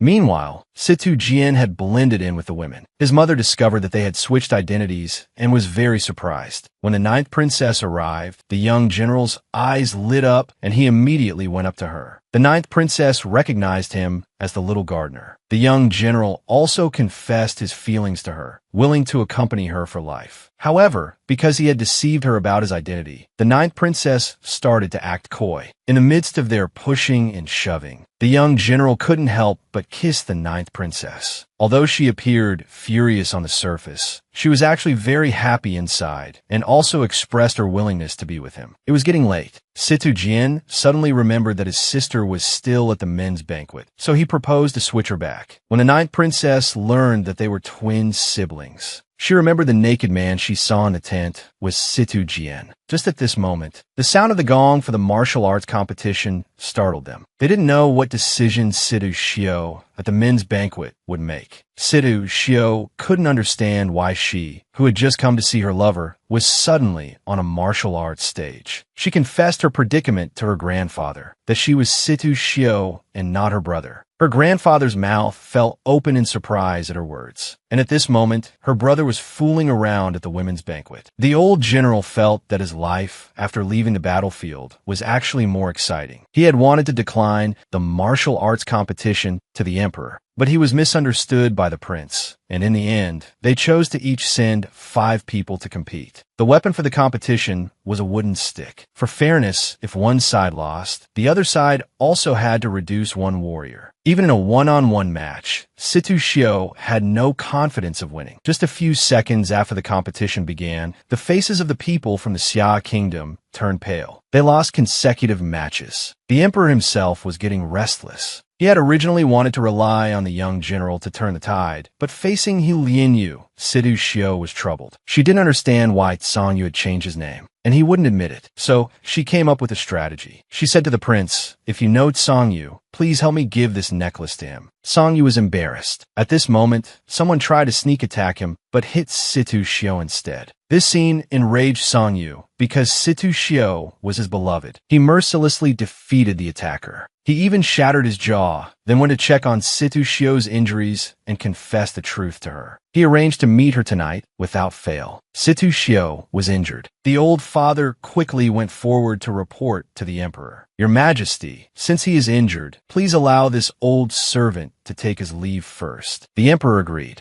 The wedding day for Situ Jian and the 9th princess will be announced after the imperial astronomer calculates a date. Situ Shio also thanked the emperor on behalf of her brother. At this moment, the distant Songyu's eyes never left Situ Shio's body. A reunion after a long separation naturally has a special flavor. He just had to wait for the meeting at night. He then instructed his subordinate, "Tonight, you keep an eye on these people. I need to go out for a bit." On the other side, the 4th prince next to the emperor was already drenched in sweat. Because of his offense, he was grounded for 3 months. This palace banquet thus ended hastily with this farce. After everyone returned home, the brother, Situ Jian, wearing women's clothes, rushed over in a hurry. He heard that his sister was injured in the arena competition and was very anxious. The old father, however, blamed this matter on the mother, Yen. The 2 children's father passed away early, and the mother didn't know how to discipline them. What they did today was simply too bold. Fortunately, the grandfather had already invited a female physician to her room for treatment. The brother felt sorry for his sister and vowed to beat the person who hurt his sister to death. He wandered around in front of his grandfather in a woman's dress, giving him a headache. The grandfather scolded Situ Jian to immediately change out of the women's clothes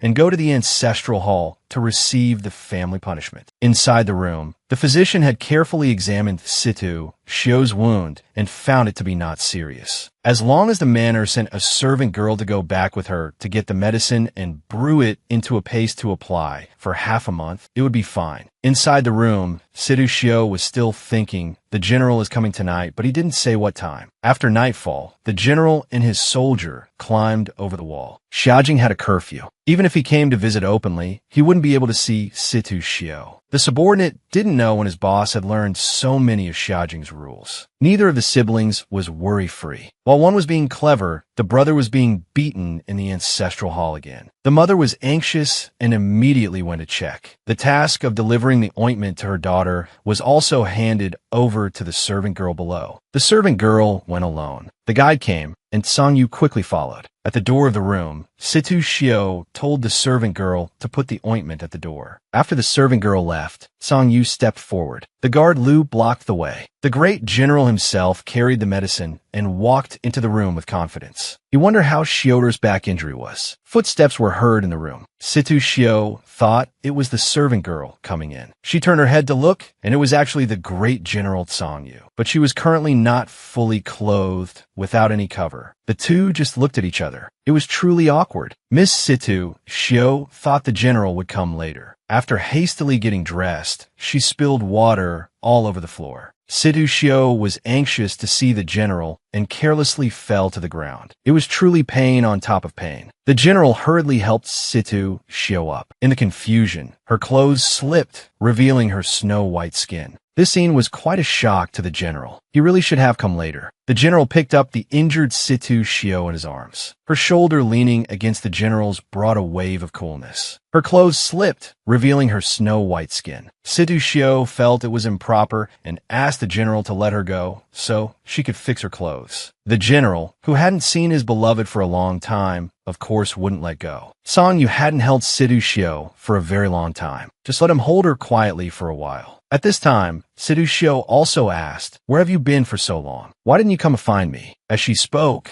grievances welled up and she started to cry. Song Yu explained that he was trapped by Hushi on the snowy mountain. Before he died, Hushi told him that Song Yu's biological father was actually the king. In the end, it was also the king who rushed to the snowfield and saved him. Later, after Song Yu recovered from his injuries in Tiansha City, he immediately came to the Xia Kingdom, but it was still a bit late. Then why did the general pretend not to know me today? Song Yu continued. The king might be unfavorable to Situ Shio, so there was no way to acknowledge each other publicly. After the 9th princess is married, Song Yu plans to return to the Xia Kingdom to negotiate with the king. He has never forgotten his promise to Situ Shio. Situ Shio was seriously injured. Hearing these words, she still wanted to go back to the Xia Kingdom with the general. This was absolutely not possible. Situ Shio would be in mortal danger. The general had always regarded Situ Shio as very important. And wasn't it the same for Situ Shio? Her determined eyes reminded the general of the night of their separation. Situ Shio had the same resolute and decisive look. Perhaps he was wrong. Situ Shio was not a weak woman. Let's go together. I can't bear the pain of separation anymore. Seeing Shioer so determined, the general agreed. The two embraced tightly. But unexpectedly, he touched her wound, causing Situ Shio to cry out in pain. To follow the general to the Xia Kingdom while injured, it was truly touching. Seeing this, the general wanted to help Situ Shio apply medicine. The wound was on her back. Applying medicine required taking off her clothes. This action scared Situ Shio. The general also realized that what he had just said was a bit inappropriate, so he added, "Just apply medicine, nothing else." Situ Shio agreed and took off her clothes, revealing her back. The general saw this scene and truly regretted saying nothing else. This fragrant shoulder was really too tempting. It made Song Yu stare blankly. He stood there for a long time without moving. A call from Situ Shio woke Song Yu up. His fingers gently caressed Situ Shio's back. The ointment was a bit cool, but the general's fingertips were very hot. His touch was also so gentle, so comfortable that it was a bit embarrassing. While applying the medicine, the sound of raindrops falling came from outside the window. It would definitely be slippery to climb over the wall now, the general muttered. It reached Situ Shio's ears. What? The dignified general actually climbed a wall for her. It was too incredible. The attendant on lookout outside the door also sneezed. He didn't know how long it would take for his boss to come out. He was already soaked through. The sound of a window came from a distance. The general was leaving. Before leaving, he didn't forget to remind Situ Shio that the night was cold and she should wear more clothes. Just as he was about to jump out of the window, he didn't forget to ask Situ Shio for a kiss. Perhaps it was just a joke. Situ Shio took it seriously, lowered her forehead, and actively kissed Song Yu. This was the first time she had been so proactive. The forced kiss left the general wanting more. The sharp kiss, the heat from his mouth, made the general's heart race. He couldn't take it anymore. He would come to the manor tomorrow to propose marriage. The next day, Shio's mother lamented that Situ Jian was really making her worry. At least he was getting married. Saying this, she took out her paintings again for Situ Shio to choose from. Situ Shio said that she had already seen Song Yu yesterday. The mother didn't understand. He's the good man I met on the battlefield. He's now a prince of a Xia Kingdom. He's coming to propose today. Are you going to marry into a country as far away as the Xia Kingdom? What if you get bullied? He's a dignified prince. He'll naturally have women left and right. You'll have plenty of grievances to suffer. Saying this, she picked up a portrait and called for the wonton stall owner to come, to be Situ Shio's husband. Just then, a servant came to report. Someone has come to propose to the eldest miss. The old master has summoned the madam to the main hall. At this time, the old general was having a pleasant conversation with Song Yu, expressing his agreement to the marriage between Song Yu and Situ Shio. Just then, Shio's mother rushed out in a hurry and said, "I don't agree. I don't agree to let Shio marry into the Sha kingdom." Shio's mother clamored that she would not agree to Situ Shio's marriage. "I want to see which bastard is taking my daughter away." At this moment, Song Yu had changed into the clothes of the Xia kingdom and was politely bowing to Shio's mother. "My heavens, so this is what a fine son-in-law looks like. What a fickle woman." Song Yu told Shio's mother that he would settle in the Xia kingdom. "Please betroth Situ Shio to me. I will treat her well, be faithful to the end, and never tire of her. If I break this vow, may I die a lonely death." Situ Shio couldn't believe the general had done this for her. After getting the consent of the old general and Shio's mother, Situ Shio and Song Yu successfully arranged their engagement. When it was time to go back, Situ Shio sought Song Yu to the door. At this moment, Song Yu gave his subordinate a look. The subordinate immediately understood. "Girl, look quickly, there's actually a phoenix in the sky." At this moment, the two of them secretly slipped behind a rockery. "Are you still angry with me?" "Not all." "Then why aren't you wearing the necklace I gave you?"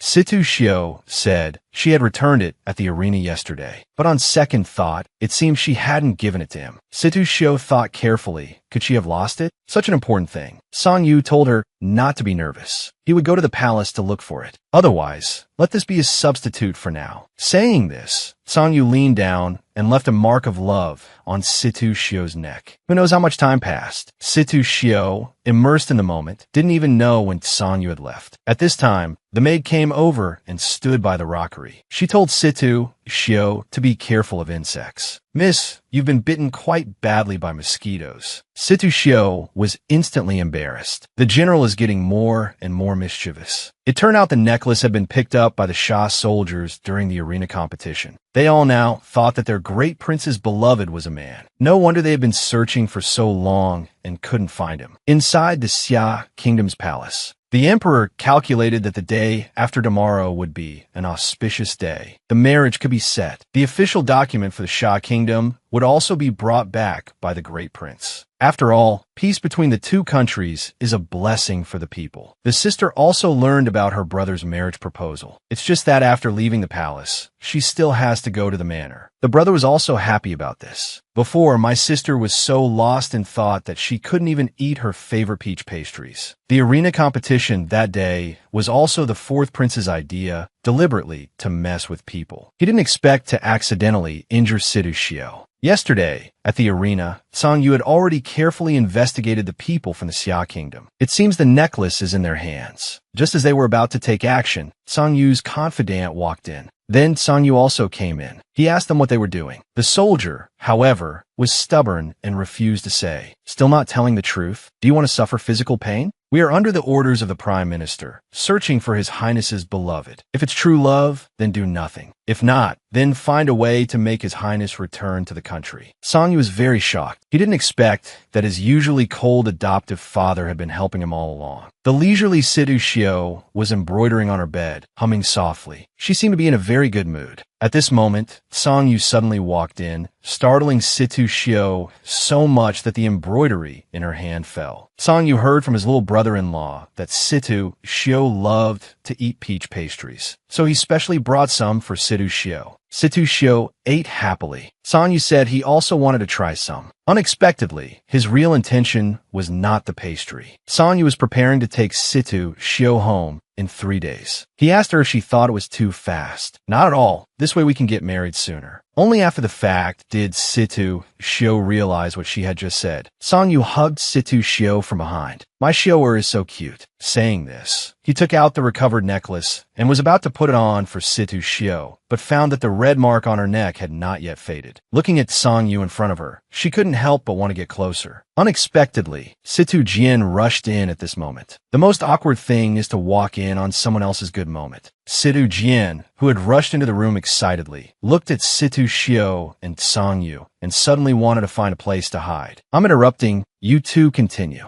The embarrassed Situ Shio quickly said he had to go back to the palace. "The general, he came to bring me peach pastries. We weren't doing anything." Situ Jian looked at his guilty-looking sister and didn't believe a word. This day was the grand wedding day of the Xia Kingdom's princess, Hulianjiao, and the Xia Kingdom's young general, Situ Jian. The people of Xiajing all came out to witness this grand event. Fate is just that wonderful. It just so happened that the kite got stuck on the treetop that day. It just so happened that the person who flew the kite floated into her heart. The ninth princess was just thinking this when Situ Jian walked in. "My little Jiao, you've waited long." Because he was in a hurry to come back, Situ Jian was even laughed at by the guests. Situ Jian mentioned that he had met the ninth princess once 4 years ago. The ninth princess didn't understand. "Look at that Chifu sky lantern. Does it remind you of anything?" At this time, the ninth princess remembered a certain day 4 years ago. The Xia Kingdom was releasing sky lanterns. At that time, a young man had snatched her lantern away. It turned out that there was a destiny in the unseen. With the ninth princess's one word, husband, the rest of their lives was complete. The lovers finally became a married couple. The next day was the day for the new bride to serve tea. The family was all smiles. As the older sister, Situ Shio also prepared a wedding gift for her sister-in-law. It was a handbag, embroidered all over with golden orchid flowers. This was when Song Yu came to pick up Situ Shio to start their journey to the Xia Kingdom. The family waved goodbye reluctantly. At this time, the old general once again worried about his daughter who had been widowed for many years. "Yin, now that they are all married, are you also looking for a daughter?" "I have been widowed for many years. Although I look at the moon from a lonely window, I have gotten used to it. As long as those 2 children are happy, I will have no regrets for the rest of my life." Situ Jian quietly whispered in the ninth princess's ear, "We will spend more time with mother in the future. If you miss home in the future, I can also take you there secretly." The princess said intimately, "I think my home is already here." The journey was long. Situ Shio recalled. He was captured by Song Yu as soon as he arrived at Baiyuguan, and he bullied the guard's wife. "If I had known you would become my wife, I would not have been so rude." In the Xia Kingdom, the king complained that Prime Minister Lin Jun had switched sides and even let Song Yu return to the country in grand style with Situ Shio. He had always wanted Song Yu to inherit the throne. The prime minister said slowly, "You made him a crown prince. Has he ever been happy? Why has he never called you Father King?" As he spoke, his subordinate took out a letter from Song Yu. "Perhaps you will change your mind after reading Song Yu's letter."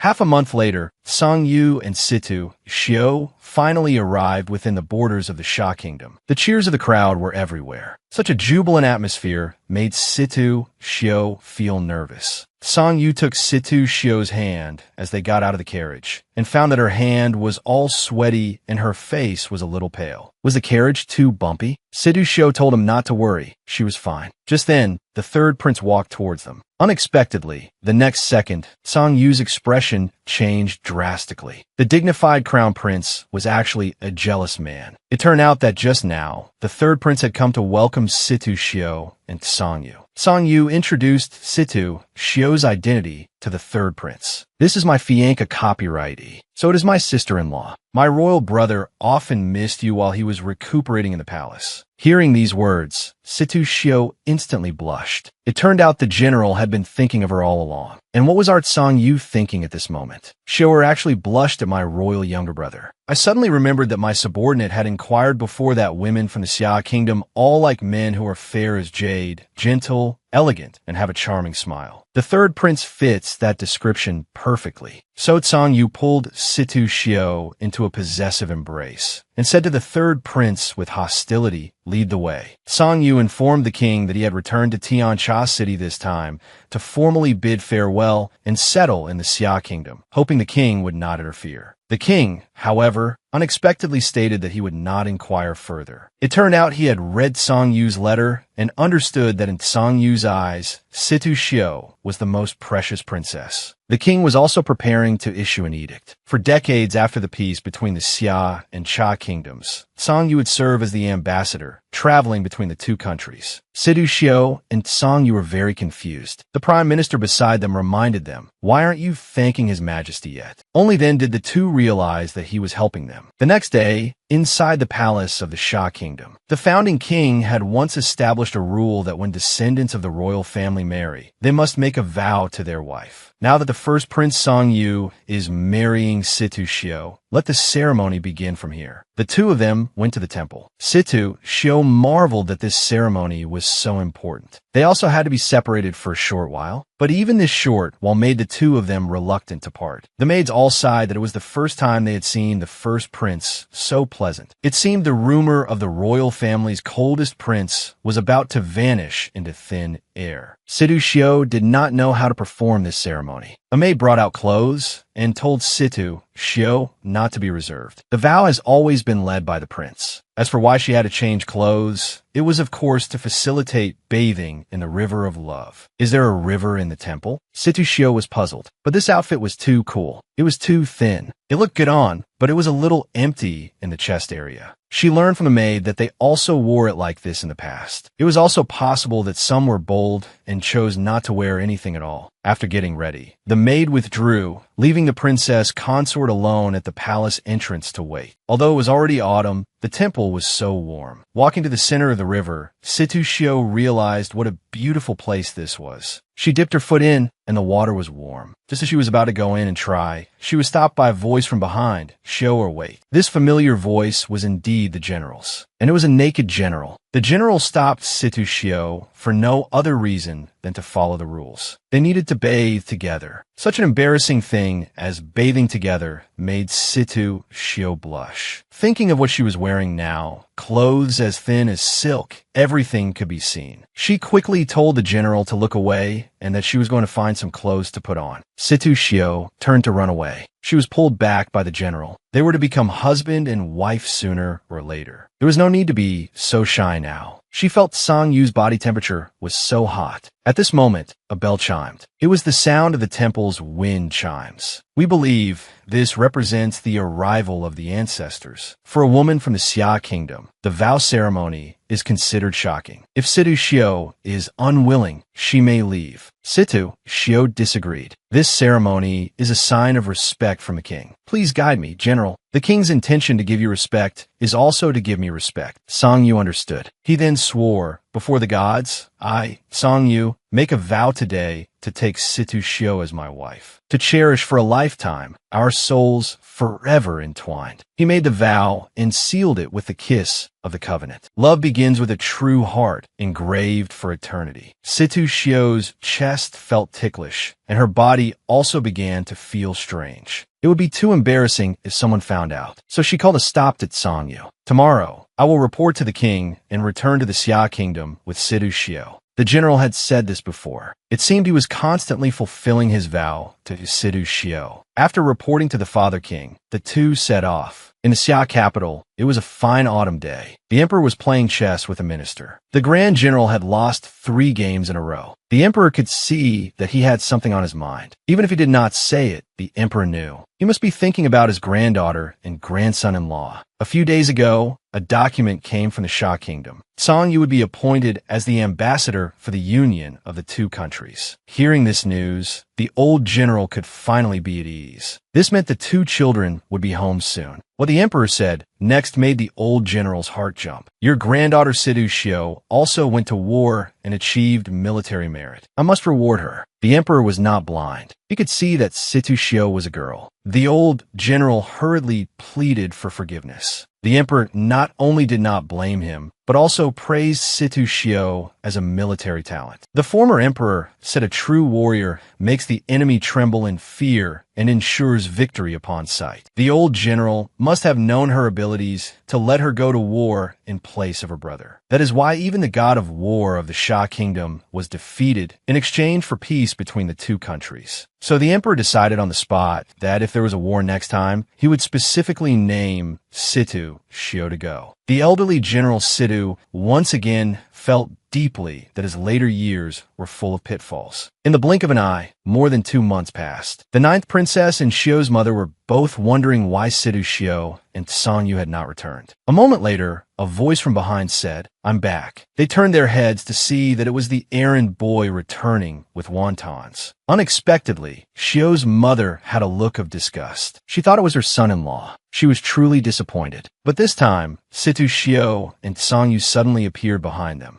They shouted, "They're back, they're back." Situ Shio was surprised to find that her younger brother had grown taller. "Your brother has had a growth spurt since he got married. Maybe you, Situ Shio, will too." Situ Shio immediately blushed. The ninth princess asked Sangyu and Situ Shio when they would get married. Sangyu said they would get married once they had chosen a residence. Unexpectedly, the old general said excitedly, "What's there to choose? Just stay at the general's residence. The West Wing will be ready for your wedding tomorrow." This was a bit too sudden. Sangyu and Situ Shio were clearly a little flustered. "Xiao Jiao and I prepared the new house for you half a month ago." So Situ Shio and Sangyu happily accepted. At this moment, they noticed the old general was holding an imperial edict. It turned out the emperor had long known that Situ Shio went to war in place of Situ Jian. He had also infected Situ Shio as the court's female general. If there is a war in the future, she will probably have to go to battle by imperial decree. Everyone was completely dumbfounded at this moment. What is all this? So, will Miss Situ go to war again in the future? Who knows? Situ Shio tremblingly asked General Sangyu, "What should we do?" The general replied, "Don't worry. I am here. The first comb, to the end of your hair, may husband and wife grow old together." At this moment, Shio's mother was combing her daughter's hair while speaking blessings. The second comb, to the end, no sorrow and no grief. The third comb, to the end, many children and a long life. A beginning and an end, auspicious and wealthy. A red wedding dress reflected Situ Shio's peach blossom-like face. Her flowing gaze sparkled with brilliant light. Situ Shio, who was very nervous, felt much more at ease after Sangyu held her hand with his big hand. Because the wedding was held at the general's residence, the ceremony was simpler. But neither Situ Shio nor Sangyu had any regrets. Situ Shio had been waiting in the bridal chamber for a long time. With a creak, the door was pushed open. Sangyu, entering the room, felt as if a lifetime had passed. The scene before him seemed familiar. In the candlelight, a girl in a wedding dress sat quietly. "Is this not the dream I had on the night of the avalanche?" It turned out the fate between Situ Shio and Sangyu was destined long ago. They drank the cross-cupped wine. Suddenly, Sangyu asked Situ Shio when she fell for him, "It should have been when I was helping you sharpen your sword. You said, 'Do not be afraid. You can definitely do it.'" At that moment, in the general's eyes, I saw a better version of myself. Sangyu realized, so it was then. "Actually, I was thinking at the time, if this kid can't do it, I'll just knock him out with one palm strike." Situ Shio complained that Sangyu would think that way. "My lady, do not be angry. Also, you should call me husband. My lady now knows about the affairs of husband and wife, right? The clothes of the Xia kingdom are complicated. I cannot take them off. I will have to ask my lady to help me." Situ Shio did not think much of it and started to take off his clothes. When she was halfway through, she suddenly felt that he was doing it on purpose. But it was too late. "When you and I first met, for this life, from morning to dusk, we shall never be apart. Year after year, we will always look after each other.